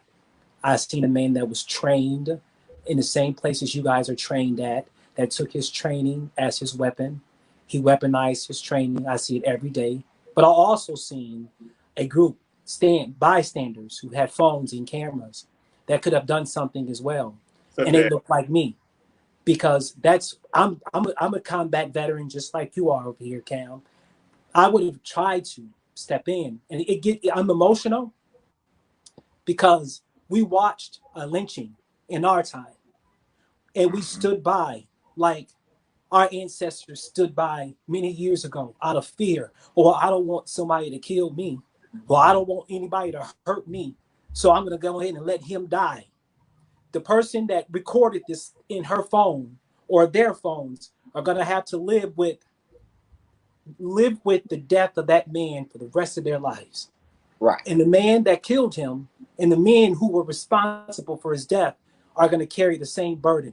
Those burdens are going to be the same heaviness on all their hearts. For the ones who could have done something, I'm not saying get a bullet and blow police up, but you can be a distraction. You can I can catch a small, misdemeanor by, stepping in. I see it all the time with the other people. We just recorded. The last thing that man seen was bystanders who look just like him recording his death. How awful is that? That's the awful thing. We can do so much when we want to be nosy with Karen in the park, but when it's time for us, it's not, it's not my business. Shit, I'm not trying to get hurt. I'm not trying to go to jail. We don't do that. We drop the ball on each other all the time. We all had decisions, including that officer. My mind is not always to blame. I like to play both sides of the coin. He did not deserve to be lynched. He was not murdered. He was lynched. He was not murdered. Murder's a different type. This man was lynched before all of our eyes. And everybody who were there while this man was being lynched, they just stood by, just like most of our ancestors done when some of our uncles and aunts and people in our family were being lynched. Well, I'm just too damn afraid to step in. I just can't do anything. The way my mindset is, if you're going to lynch him, lynch me too. If you're going to lynch him, lynch all 5 of us together. I think the recording, like people are using, like as a catalyst, was needed, honestly. So not saying that he needed to die or he deserved to die, but it was needed to spark that outrage across America and globally. I think it was needed to say and to let the world know that at this moment we have had enough. So I am, while I'm sad that he had, to lose his life for that, I think his name will forever be remembered as the name that sparked global civil rebellion. And I think it was needed for us. We needed to see that, like, as people, because for generations we had never seen people be lynched, as you put it. We needed to see it happen on video, live, or whatever you want to call it. So while I think you both absolutely correct. And what I feel, to address what Ricardo said, I think what has happened is we've become so programmed in our American way of thought, and I'm going to say African American way of thought. And I always say this all the time. I think the white man's greatest invention was the African American, and I say that because we were stripped, reprogrammed, and we were programmed to think a certain way. Think about when our ancestors were on those plantations and they were getting whooped. You just watched and you bottled your feelings. And when my frustration when it comes to protest is everybody doesn't react the same way, but these are those bottled frustrations that are rightfully placed and rightfully acknowledged by those who look like us. So when people act out and when they protest, whether it's peaceful or whether they're screaming or whether they're tearing shit up, I think I'm not going to tell anyone that they're wrong for whatever way they feel or however way they choose to handle it. I think we all have a role to play. So if you write, then write out your feelings. If you sing your feelings. If you want to yell your feelings. If you want to peacefully protest, go out there and stand and peacefully protest. If you want to set some shit on fire, then set it on fire. Because it's not you who got us to this point. It's what they've done to us. Mm-hmm. And the frustration is necessary. And it does have a point. Because now we have this conversation going. What needs to happen is, what do we do next? Now that we've gotten this attention, what do we do next? And I think we are so caught up on how everybody is expressing their aggression that we forget the focal point. We become divisive and divided about, well, I don't think you should do this and I don't think you should do that. It's not about what you're doing and how you're doing it. It's about your feeling. What do you feel? Because at the end of the day, we all literally feel the same way. So now we have to project the image to the country about, it doesn't matter what I'm doing, but just know that I'm mad as hell. Now, what are you going to do to make me feel better? And then we have to create, and this is going into another conversation, Michael, we have to create these consequences of, if you keep doing this to us, then this is what will happen. We'll tear this bitch down. Well, I'm telling you, they're going to keep doing it to us. I'm telling you, they're going to continue to do it to us. They're going to keep tearing it down. And there's no way around it. That's what I'm saying. So we should be able to say, we're not rioting anymore. We're rebelling. That's what rebellion is. That's what it We're is. not no longer going to riot and have conversations. Or watch. There's no more talk. There's no more talk to be done. No more talk. You hit it on the head. We are no longer rioting. This is not a riot. This is People a rebellion. are rebelling against the machine. And when you Absolutely. rebel, you cause chaos. That's why I don't get the people who are saying, I don't understand the violence, whatever. What do you think no justice, no peace means? Exactly. No rebellion comes change. If you don't give us justice, we ain't going to give y'all ass no peace. That's literally what it means. And nobody is wrong. And I keep saying that nobody is wrong in how they feel or how they're reacting. That's not the point of it all. The only people I feel who are wrong are the same people who want to go to the Martin Luther King table and talk it and walk it out. We have moved past that. We are always over that. Those people, to me, they're wrong. I don't want to talk with them. We shall overcome. I don't want to be kumbaya, my Lord, on Sunday morning and then have to go to work, because those tactics have not worked. They have never worked for us. They pushed it, they swept things under the rug. But we're at the point right now is that we have to understand as blacks living in this country, because I'm not African American, this country belongs to me as well. We have to understand that we built this place belongs to us. And if we feel like you're not doing right by us, it's okay for me to go over there and tear that whole building down. Hell, I built it. It's mine too. Like, it's just like yours.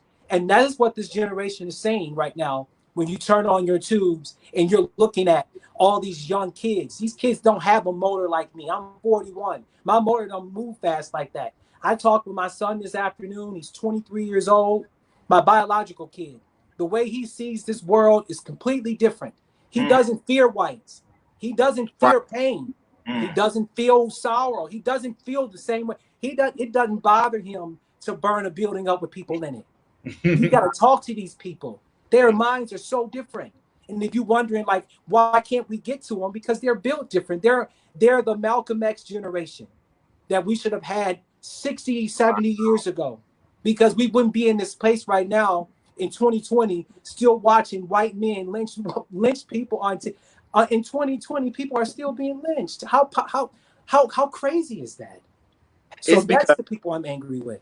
What we did was we catered to the MLK standard, which I appreciate everything that he tried to do, but even he realized he was wrong in the end, though. And so where we went wrong is we made these white people the standard. We want to fight for a seat in their community, to live in their house, to make us feel better about ourselves. Exactly. Instead of we went against what Marcus Garvey preached. Build your own military. Build your own ships. If you want to go back to Africa, let's take our black ass back there.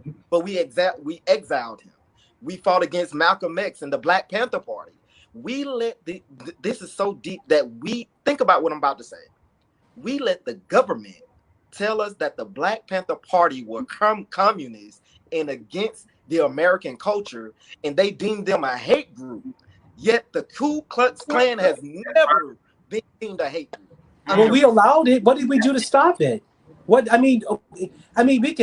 can pout like kids in the park, or we can put up.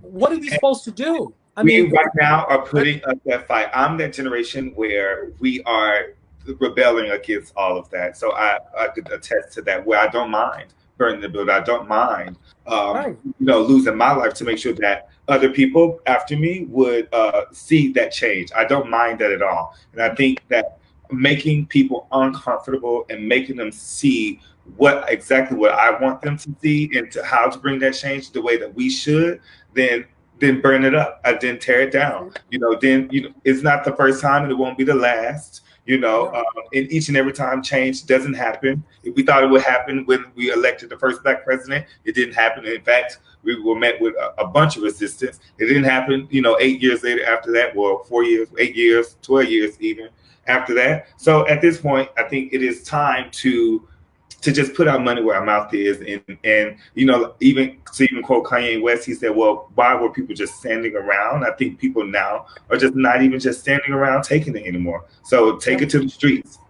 Let me ask you guys this, because something came over CNN not too long ago. It says a serious divide has emerged among Donald Trump's top allies and advisors over how he should address several of the protests. Several of the protests and riots across the nation. Trump is being urged to formally address the nation and call for calm, while others have said he should condemn the rioting and looting more forcefully or risk losing middle-of-the-road voters in November. How do you guys feel about that? Trump should just shut the hell up. Exactly. He's already lost, baby. I feel like he should. I think he should listen to his top advisors and do the best thing for our country. Well, which ones? Because right now they're divided. Well, that's what I'm saying. I think he should listen to his top advisors and do what's best for our country. He has What do you mean?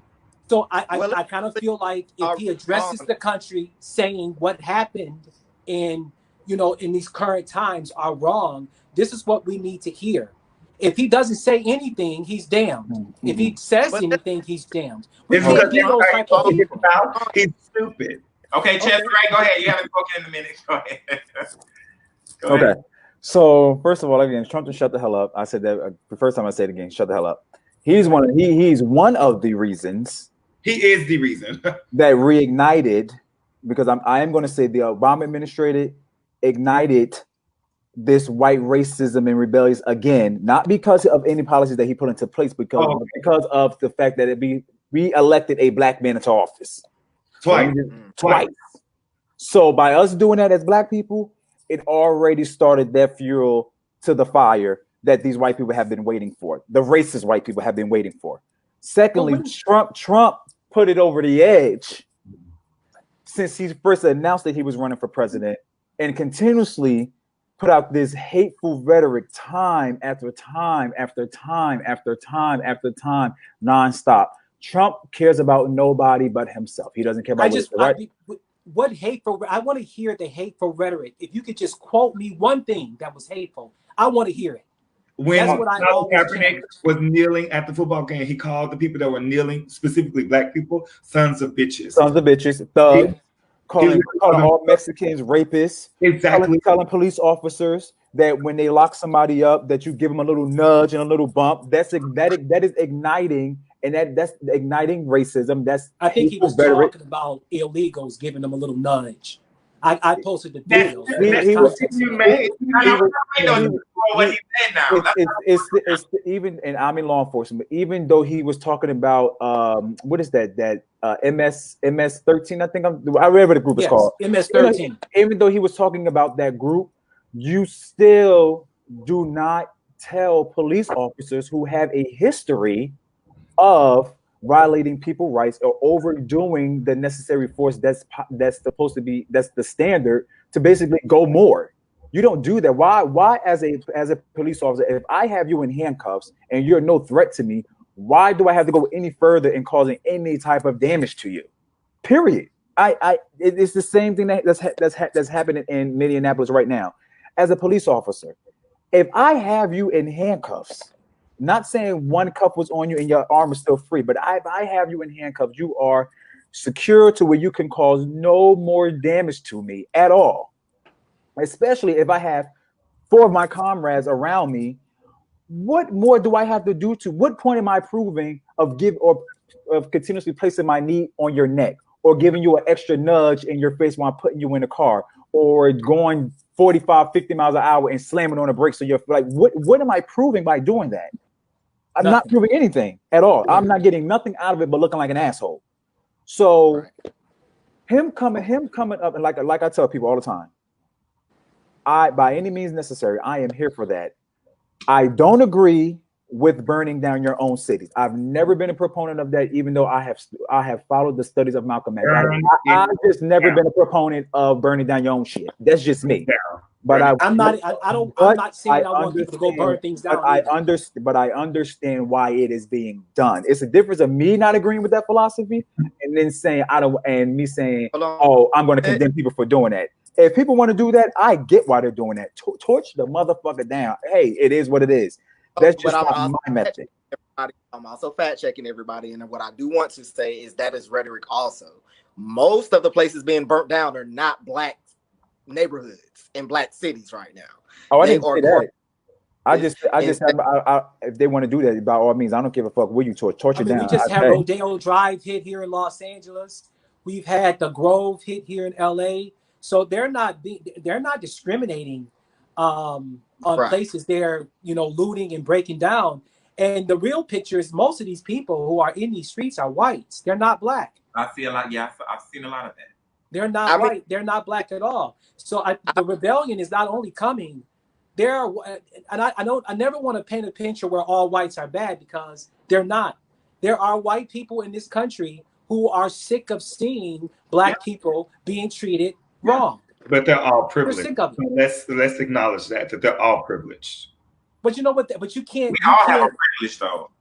But you can't dog somebody because they were born into privilege either. Because if I had white privilege, trust me, I wouldn't give a darn if anybody. If you're mad about my privilege, that's not my business. That's your business. We can't blame them from being into a society that they were born into. Some people can't help what they were born into. I'm not continuing perpetuating that, though. I can do that. Both of you are right, and I think that needs to be a part of the conversation. Is I'm not blaming you because of your privilege, but what I am asking you to do is recognize it, and then somehow come to terms and do some soul searching with trying to acknowledge your own privilege and interact with others in a way that checks it. Gut check yourself and the people who look like you. And I think where a lot of people go wrong is, especially my Caucasian counterparts, is any time that we start to discuss race, they feel like somebody is calling them a racist. So the conversation get cut short and nobody wants to talk about it and nothing is done again. And I think that's a part of the problem too, why we can't fix anything, because nobody ever wants to have the conversation. But we don't need to involve them in the conversation. Mind you, everything is for white privilege. I think we can't change it unless they're involved in the conversation. And then actively. At this point, video recorded, and I'm not having a conversation with nobody about the privilege. You know what your privilege is. You see it every day. Amy knew exactly what her privilege was, which is why she premeditated and said, I'm going to tell them that you, as an African-American man, are threatening my life. She knew exactly what she was doing, and they knew exactly what privilege we're talking about. I'm not talking to nobody about what your skin color can get you because you learned about it in history, and I'm not talking about in comparison to mine. So there is no conversation to be had. You either change it or you don't. Or what we should do is create our own black privilege. We should create our own. There are always lanes to we can be in. We have one lane going one way and a lane going the other way. We don't have to compare our lanes to their lane. We can create our own privilege. Everybody wants it. Talking at one time, so Cameron, go ahead. I was gonna say, I think that's exactly the answer. Create our own black privilege. But hell, to me, what we need now is black power. We need the Black Panther Party right now, because what it does is give you a strong sense of pride. It makes you acknowledges your self-worth and know that as a community, I don't need nobody else, but I can work on this house, this home, and make this my home again and assert my privilege in this. And as we see, we are the most talented people in the world top athletes. Everything that the inventions, like we are in control of that. So imagine if we could stop being like BET, and I'm gonna call them out, because what we do is we'll get to the top tier of where we need to be professionally and with power, and then guess what we do with it? Sell it off. Sell it off. And I'm like, now what sense does that make? You create your own lane, and I'm using BET as an example. You created your whole lane with your own entertainment value and your own standard for black entertainment. Then once you get to a certain place, you sell it to a white man to let them control our entertainment value. These are the things. I can say the same.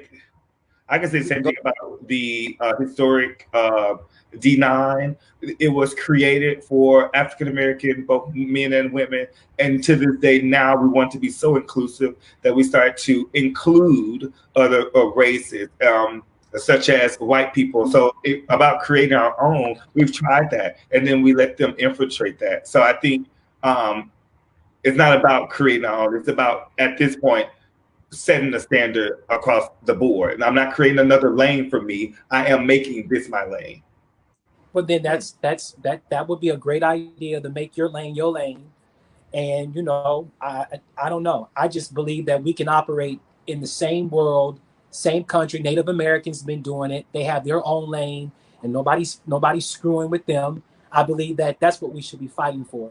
We should So be let me fighting ask you, for the do you all South think is our land in this do you country. all think integration was a mistake? Absolutely, integration was a mistake. Do you think integration was a mistake? It was a mistake. It completely destroyed us. It made us just like them. I don't think integration was a mistake. I think perspective. I think we integrated and we forgot to keep educating our people of our history. I think that's where the problem came. It was like we were suddenly satisfied that we were allowed in the same room and we were allowed the same monies and access that the same we thought we did, allowed the same access that our white counterparts were getting, when in all actuality they were just whitewashing and dumbing down a lot of things within our educational system that we didn't even realize was even happening. And now that we're realizing it, we're just so far behind that we're trying to catch up. I also wanted to piggyback about the whole Malcolm X and like Martin Luther King narrative. I think as Black people, we have to stop this. If you're not for Malcolm, I heard it yesterday when I was outside for 10.5 hours with this Newark demonstration. I did another 3 hours in Franklin Township. I'm doing something else tomorrow. It's just always you hear this constant narrative of Malcolm versus Martin. And at the end of the day, they both wanted the same thing. It's just their approach is different. I'm not going to say to somebody, oh, because you're not a type of person who wants to peacefully protest without burning things, that oh, I can't fuck with you, or because you are the person who wants to burn down things, oh, I can't mess with you. No, it's just that everybody has their different approaches on how they want to do things. So it's one of the reasons why I said that just because I'm a person who don't agree with torturing things, I understand why it's happening. I've been the kind of person, I don't chain myself to buildings. I don't went arm in arm and blocked off highways, marched on bridges and everything. I did all that as of yesterday. But again, just because somebody's approach is different than mine, I'm not going to down them for that. But I'm going to fast forward to the integration part. I don't think integration was a bad thing. I think our messaging and the way that we're supposed to continuously educate our young Black people is where we went wrong. I think we got too comfortable, and that's where the discord went. On top of the fact that I can make it a whole political thing where I can call Black people sellouts, especially the Congressional Coon Caucus. I don't even call them the Black Caucus. I call them the Congressional Coon Caucus, and all them Black elected officials that are still here who try to pretend, even Bernie Sanders, when Black people want to call him the Black revolutionary, well, all these fucking elected officials want to all of a sudden act like they were so against the crime bill of 1994, where every last one of them Black bastards, including Bernie Sanders' white ass, voted for it, was petitioning for it, was pleading for it, and ran multiple campaigns on that exact same bill. So it's just, excuse me, so much stuff that we can compact onto what went wrong that we just ain't got enough time to do it. I want to make a comment because you mentioned about all those people are part of that, because one thing that we have to realize is that a lot of these people who are in these positions of power politically, they were in those same positions during the civil rights movement and things like that. And what I have come to find out is a lot of them do sell out in the notion that they take these backdoor deals to maintain power. So they do things that actually goes to the detriment of us as a people. I always use Clarence Thomas as the prime example of a Negro in one of the highest positions of power, who never used it to do any good for the people who look like him. And he don't give a fuck that he hasn't. I honestly feel like things may not change until they ass get ready to die off. And because we think differently, and I think that's what we need. We need another level of thought when it comes to how we run this country and how we conduct our business. But I don't feel like that's going to happen until that older crowd who is used to the segregated mindset and the slave mentality die off. What do you all feel about that? But I just kind of feel like this is the same conversation they probably had 100 years ago. Everybody else has progressed, but we haven't. We have the same amount of blacks in the community that are willing to burn this bitch down. And then we have the same degree of blacks today that would like rather go to church on Sundays. We have to change that narrative. We have to get on one page. We have to be able to sit in one room and say amongst blacks, it is okay that we got Tommy over there wanting to burn this whole country down. It's okay that Sabrina want to go to church on Sunday. But what happens with us, as soon as we hear the opposite of what we want to hear, we shut down, conversation's over. Now we're fighting against each other. Don't allow him to come back into the conversation again. Oh, fuck Trump, excuse my language. I love Biden. Now we can't talk. We shut down. We're the only people that do that, that I've observed. We can't do that anymore. We have to learn to be able to stay in this space and do that. Now you mentioned something that I want to talk to you about personally, because you mentioned and we have a Bernie bro with us, a Trump supporter, a Bernie bro, and we get so bro. Huh? Who the Bernie bro? You a Bernie bro. You like to burn buildings down. I was for Kamala Harris. We get clouded. He can be Attorney General. Okay. I support Biden or I support Bernie Sanders. And my thing is, if you all notice, one thing that I harp on is like, why are y'all being a troll for these people? When really we can all acknowledge the fact that none of them are for the forward progression of us really, or doing truly anything for us. So I never understood the notion of why do y'all troll for these people, knowing that, okay, neither one of them really is helping us. So we need to really focus on a black agenda, even though we know neither one of these parties are good for us. Like, why do you go so hard for Trump? Why do you go so hard for Bernie? So let me be clear. I don't go so hard for Bernie. I think it's just all about keeping him accountable. I think when he was the vice president, he was pretty much in like the shadows. So we didn't have a lot to hear or say about him. It's especially when Barack Obama was elected. I think I was a sophomore in high school, so I wasn't, that, I guess, educated on what he was doing or his past and things like that. But now that I'm older and I can make those decisions for myself, I think I just like to question why he do things and his policies and how he has acted as a public servant. So I don't go hard for Bernie. I like some of the ideas that Bernie put forth, just like I like some of the ideas that I would like to not say. No, there are some things. Come on now, we keep it 100 on this show. There are some things, Darnell and I talked about. There were some things that, people gravitated more towards Trump, and we had an honest conversation. No, I would never vote for him or whatever, but I understood when he was when he was running for office or campaigning or whatever, I understood why people gravitated toward him, because there's a lot of people in our community, in our society, that just really don't like that whole political rhetoric. They don't like that being politically correct and all of that sort of thing. So they found someone, they latched onto someone who, okay, we know that he went bankrupt, whatever, but we know that he's a businessman. He's got this, so he has some type of inside, workings or whatever. He is going against the grain. He's not afraid to speak up and to open his mouth and this, that, and the other. So they were latched onto him because it was like, yes, finally, I don't even know what the word is, but finally I know someone, or I feel like there's an attraction there. I get him, not really understanding that he had his own personal agenda once he got into office.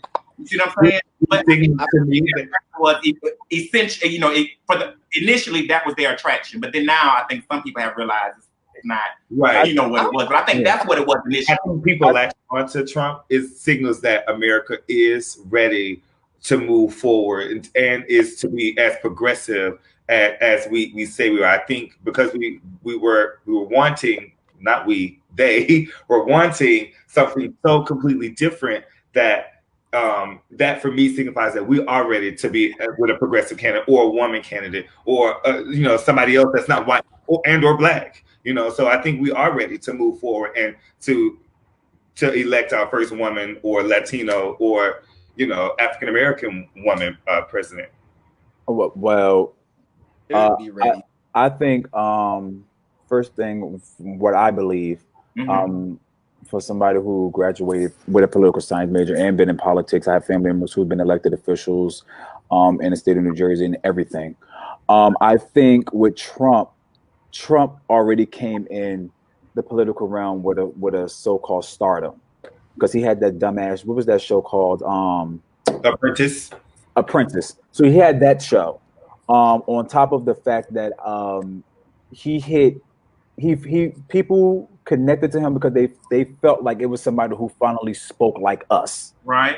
To where he wasn't as censored or held back as much as your typical politician.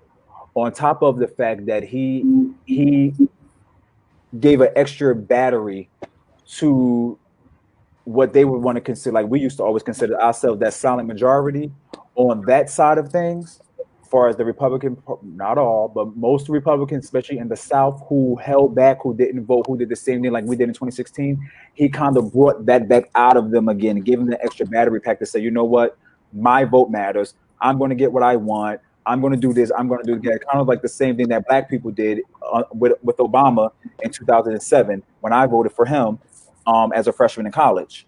So I kind of think that's kind of where that thing is kind of going. But I also want to talk about, because you said we got Bernie Bros and we got Trump support as well. I think because we spoke about the whole Black agenda thing, and I think a lot of times what happens is, I think as people, we, instead of kind of doing like our own research, I think we kind of sometimes gravitate more, leaning more so on what the media is spewing to us instead of really doing our own research.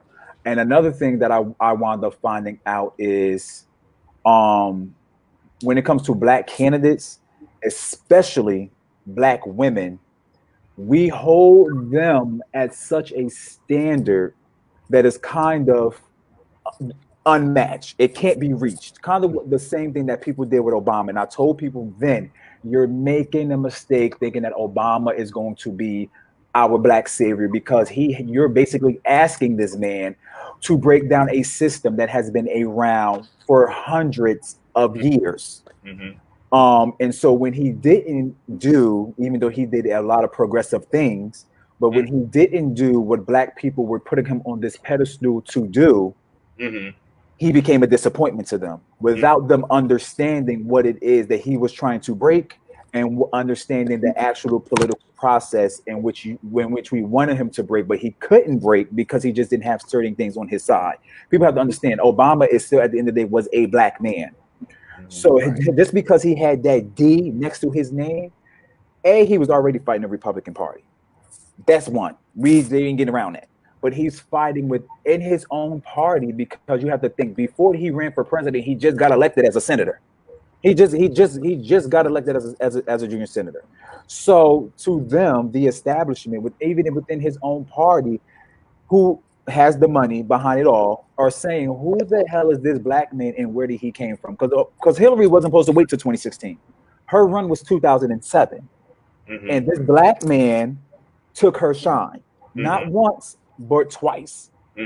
So we have to kind of understand this whole, where all this stuff is coming from and fueling from. Not to mention, white people, even Bernie Sanders, have been stealing Black ideas forever.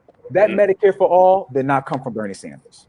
Bernie Sanders, I tell people all the time, y'all keep calling Bernie Sanders this Black savior.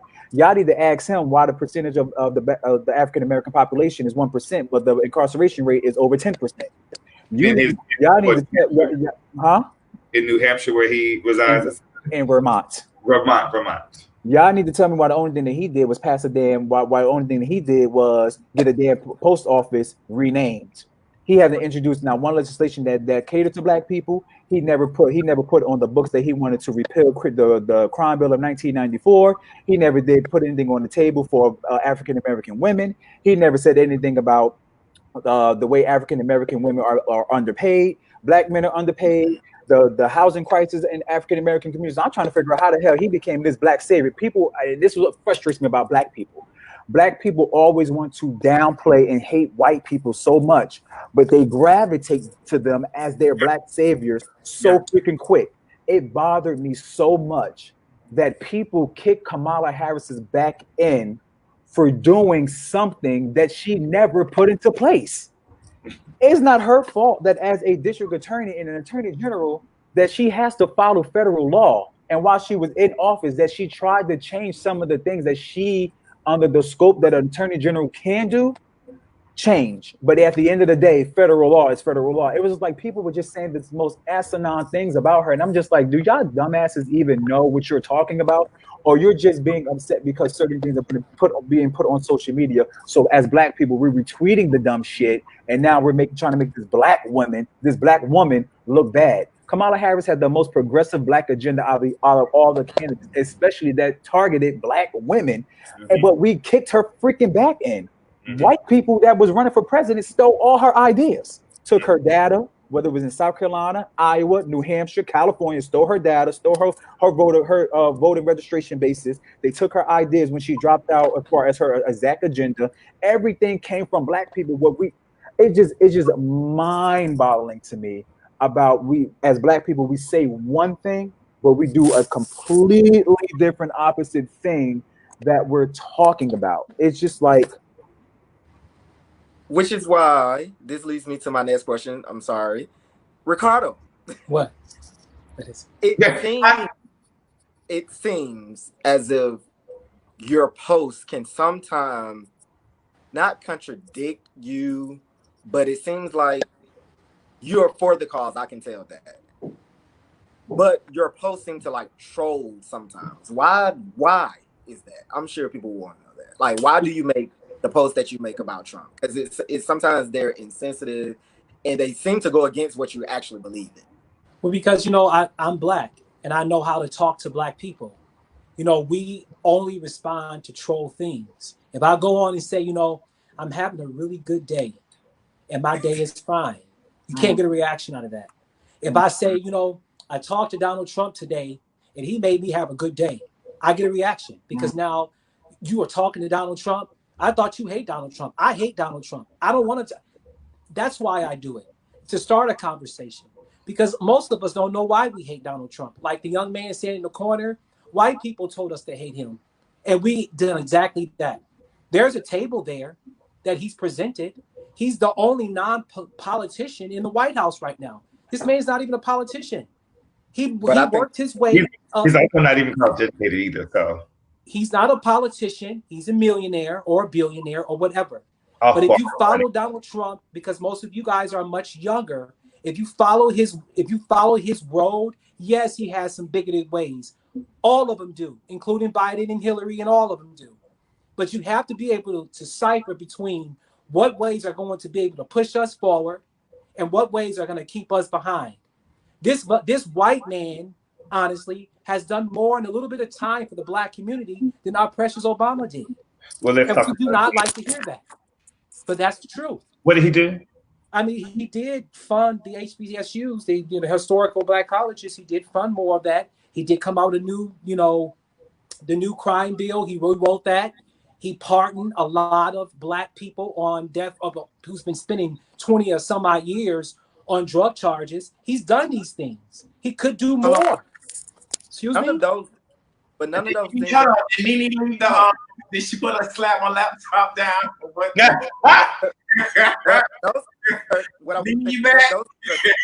Go ahead. I mean, he could do Trump either, because a lot of even the HBCU thing that comes from the Obama administration. Okay, also, well, then we'll just give. Hold on, let me comment.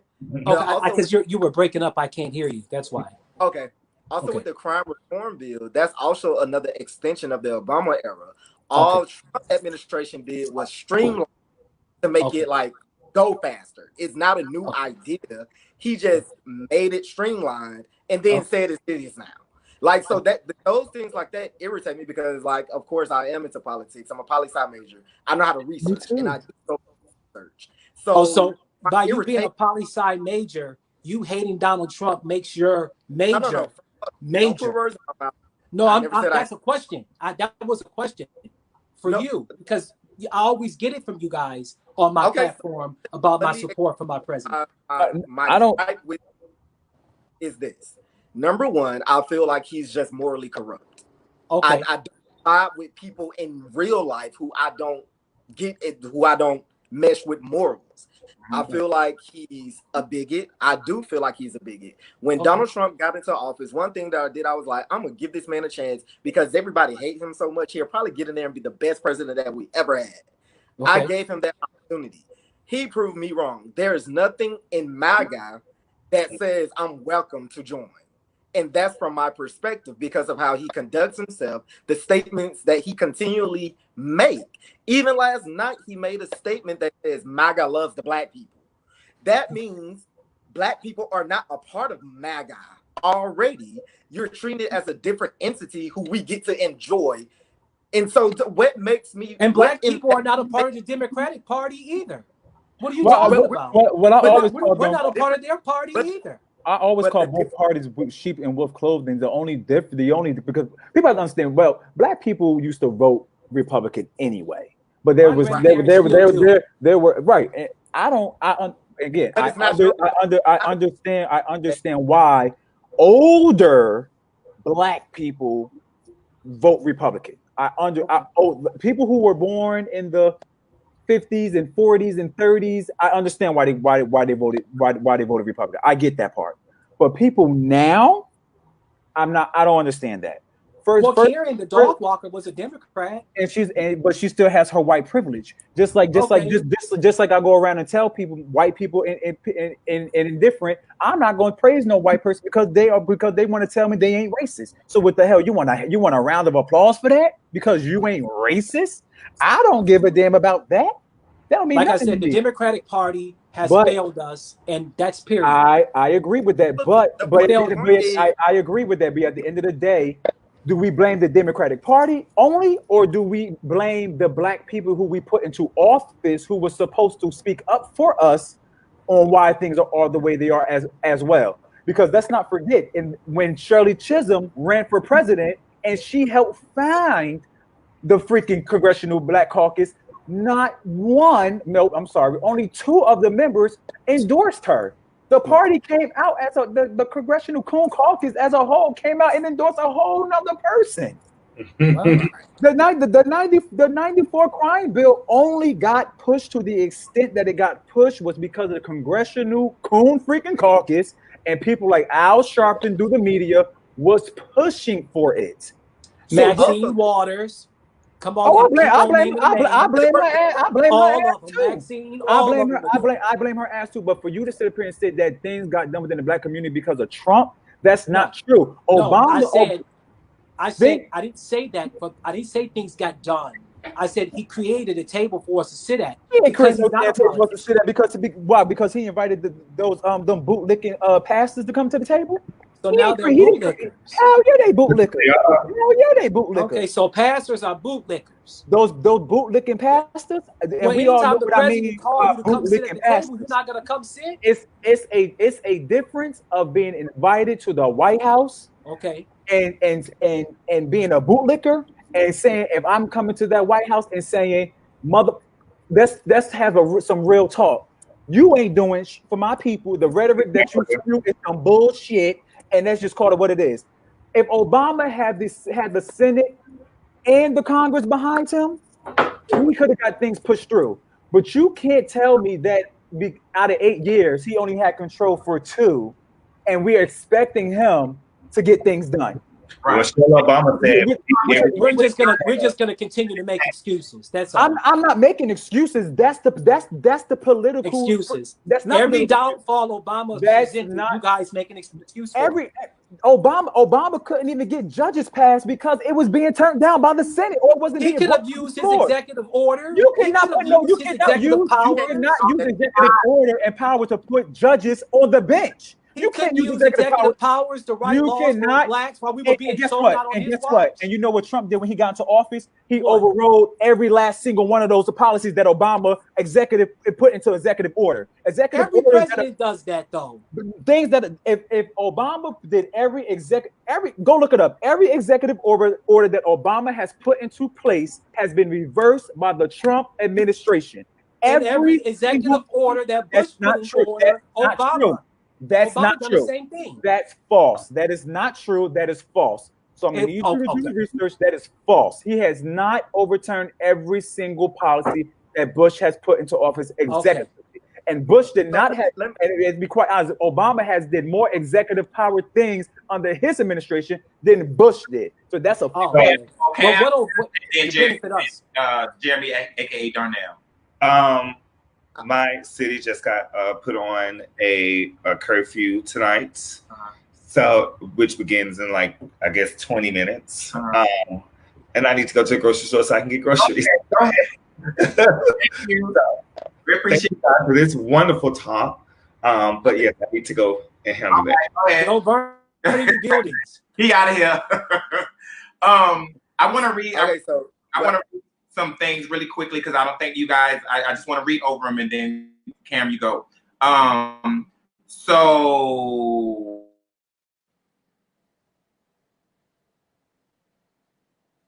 Micah, did you freeze?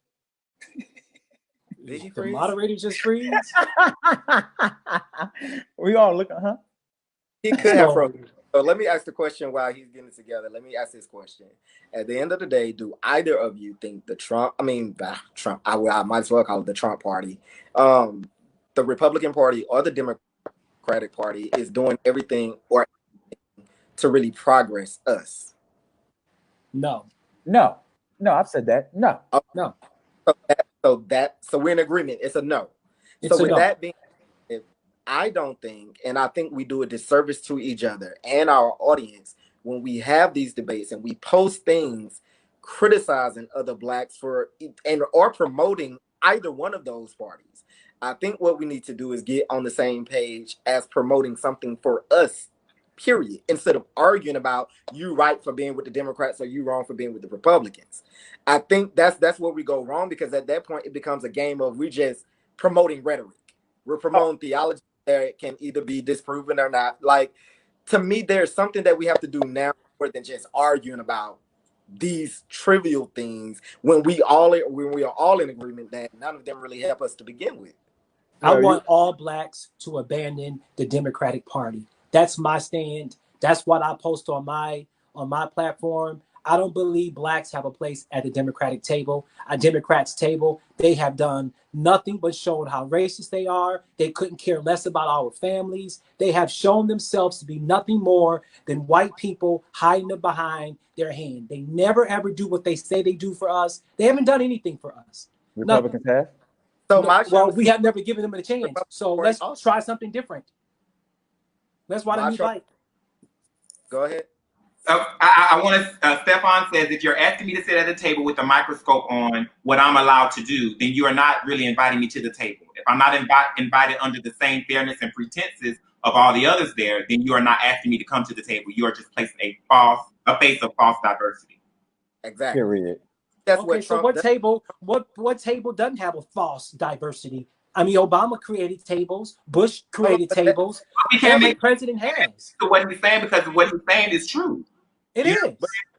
You're going back into argument though, and what I'm keep saying is, why do you keep arguing? Like, if we acknowledge that none of them have given us a seat at the table, arguing, well, the Democrats did this and the Trump didn't do this, it defeats the purpose of the discussion to begin with. Like, to keep arguing those mute points is ridiculous. Like, so let's start our own party. Do away with both parties. If you want the blacks to lead the Democratic, how would we just do away with both parties altogether? And I'm fine with that. Because when I preach, I'm independent. my sermon is about abandoning party politics at this point. We don't need to, because party politics is nothing but a machine that's not ran by any of us, and that's the truth. I'm okay with that. I'm okay with abandoning all parties. I'm okay with even creating our own party. I'm okay with that. So I really do. What I want, we'll spend just a few more minutes on this, and I want, let everybody go. I think we've had a wonderful conversation. And, again, I'm going to, I don't think the world is ready. Well, I'm going to say my Facebook is probably not going to be ready for what I'm going to say after I end this live and do a video. But I'll save that for later for everyone to listen and all of that. But I feel like the conversation is great, healthy dialogue, all of that. But the things that I want to ask, Czezre, would be like in regards to law enforcement. What do you feel like at this point? the law enforcement can do to change what has been happening. I think it needs to be a consistent, cohesive national thing, not just, oh, we have good officers in Newark, New Jersey, and good officers in, you know, whatever other town, but it's not consistent. So how do we all get on, or how does law enforcement all get on one accord going forward, moving forward from what has been happening? You want my honest opinion? Yes. Okay. Law enforcement as a whole, I'm not speaking of individuals, I'm not speaking of individual departments, I'm speaking as a whole, does not want to change, and they love the fact that they're put on this pedestal of law enforcement privilege. The only way that we can get things to change, and I know it's kind of some of the things that we constantly say over and over again, is that we have to be active. We have to get actually good cops do speak out. But we have to start electing these district attorneys. We have to start electing getting prosecutors put into place, these judges put into place. We have to be going to these community meetings where they're formulating policies such as the one that was in Minneapolis, and nobody had no clue about it because we're not involved. So the only way to get that done is to just honestly, and I've learned this over my 30 plus years, is I had to keep myself involved and active. Even when things didn't go right the first time for me, I kept going and going and going, because that's something my grandparents and my ancestors taught us, that just because something didn't go your way the first time, or even the second time, or the third time, as you keep kicking down that, punching at that door, eventually you're going to get through. You're going to get through.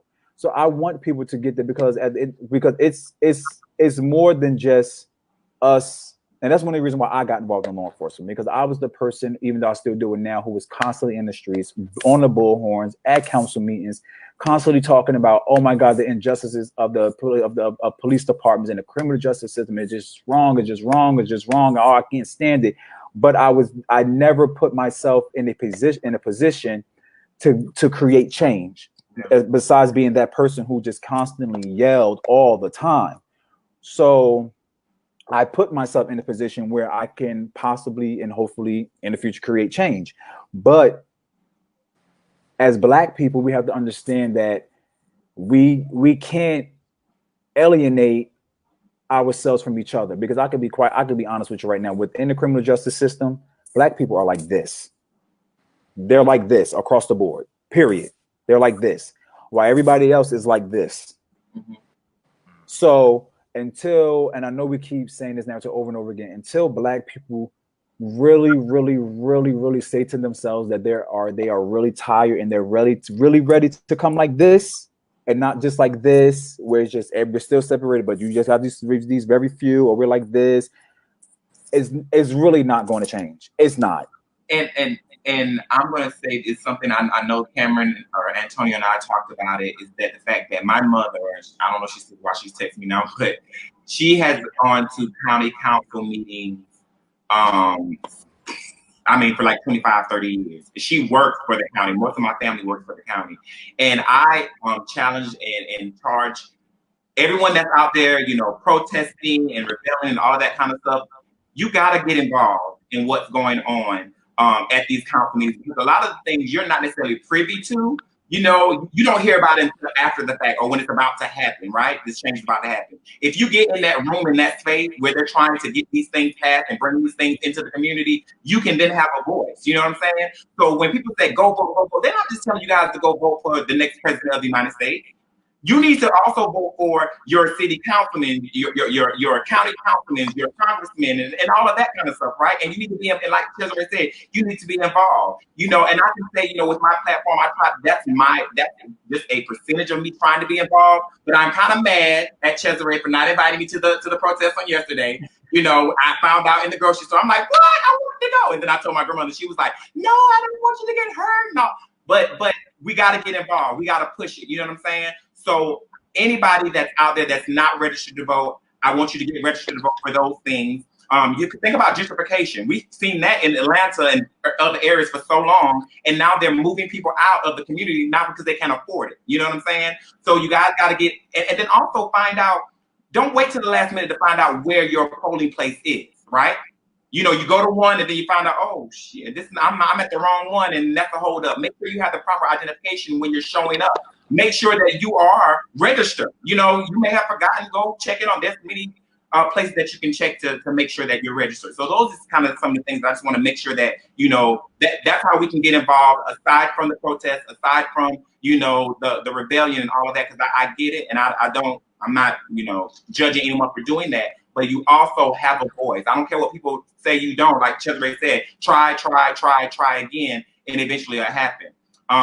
Cameron, Ricardo, anything you want to say? I just want to close out by saying thank you all for the discussion. And I want everybody to just take this away from this. Be mindful of what you put out there into the universe. Be responsible with your platforms. Don't promote rhetoric. Promote a real change with real solutions. I want everybody to remember that we may have different ways of doing things, but at the end of the day, we all feel the same. We all have the same outrage. Let's stop criticizing our brothers and sisters for how they choose to express ours, and instead just do what we do, or however we feel we need to do it to express our own. Less criticism, more support, more love. Be responsible with your platforms. That's all I gotta say. Thank you. Ricardo, I'm coming to you. Oh, I don't have much. I'll leave you with this. The devil you know is better than the devil you don't know. And that's it. Okay. Hold the line for me. Don't go anywhere. All right. Go ahead, Czezre. Final word. I don't have much to say. I'm really exhausted. I've just been like out here for like ever. Out in the streets, baby. We appreciate for that. Huh? I say we appreciate and thank you just for doing that, you know?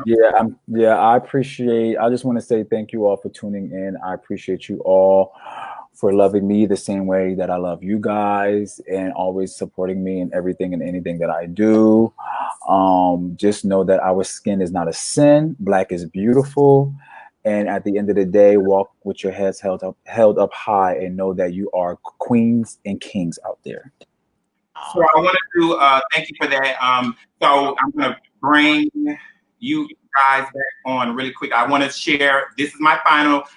Cameron's going to do the final word, but it's not what he just said. It's a video that I'm going to play. He was at a protest, and I think it was profound. But I want to put this up here first from a statement from Nelson Mandela. So let me share the screen, and let me go to it really quickly. It says, if you can see it, it says, when a man is denied the right to live the life he believes in, he has no choice but to become an outlaw. Again, when a man is denied the right to live the life that he believes in, he has no choice but to become an outlaw. And then I want to go ahead and bring Cameron's on really quick, and then we'll just close out the show. So give me a second so I can bring that in. And Cameron, look, Cameron got scared. He left before before we can play him. But go ahead and play. Okay, let's go ahead and play Cameron, and we'll close out. Hold on 1 second, and here we go. Not enough people understand this experience because they're not us. And then because you don't understand it, you don't take it serious. And you sympathize with everybody except for the people who look like me. And a dog. When I go to the courtroom, I see nothing but people who look like me. I see the judges giving everybody the benefit of a doubt except for people who look like me. Amen.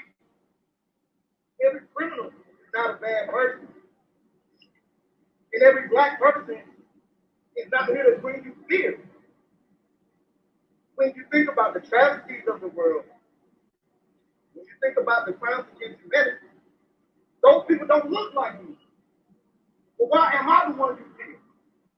Wow, those people don't look like me, but why am I the one you fear? Thank you so very much to my panel. Thank you guys for sharing, liking, commenting, and until next time, you all be blessed. Love you.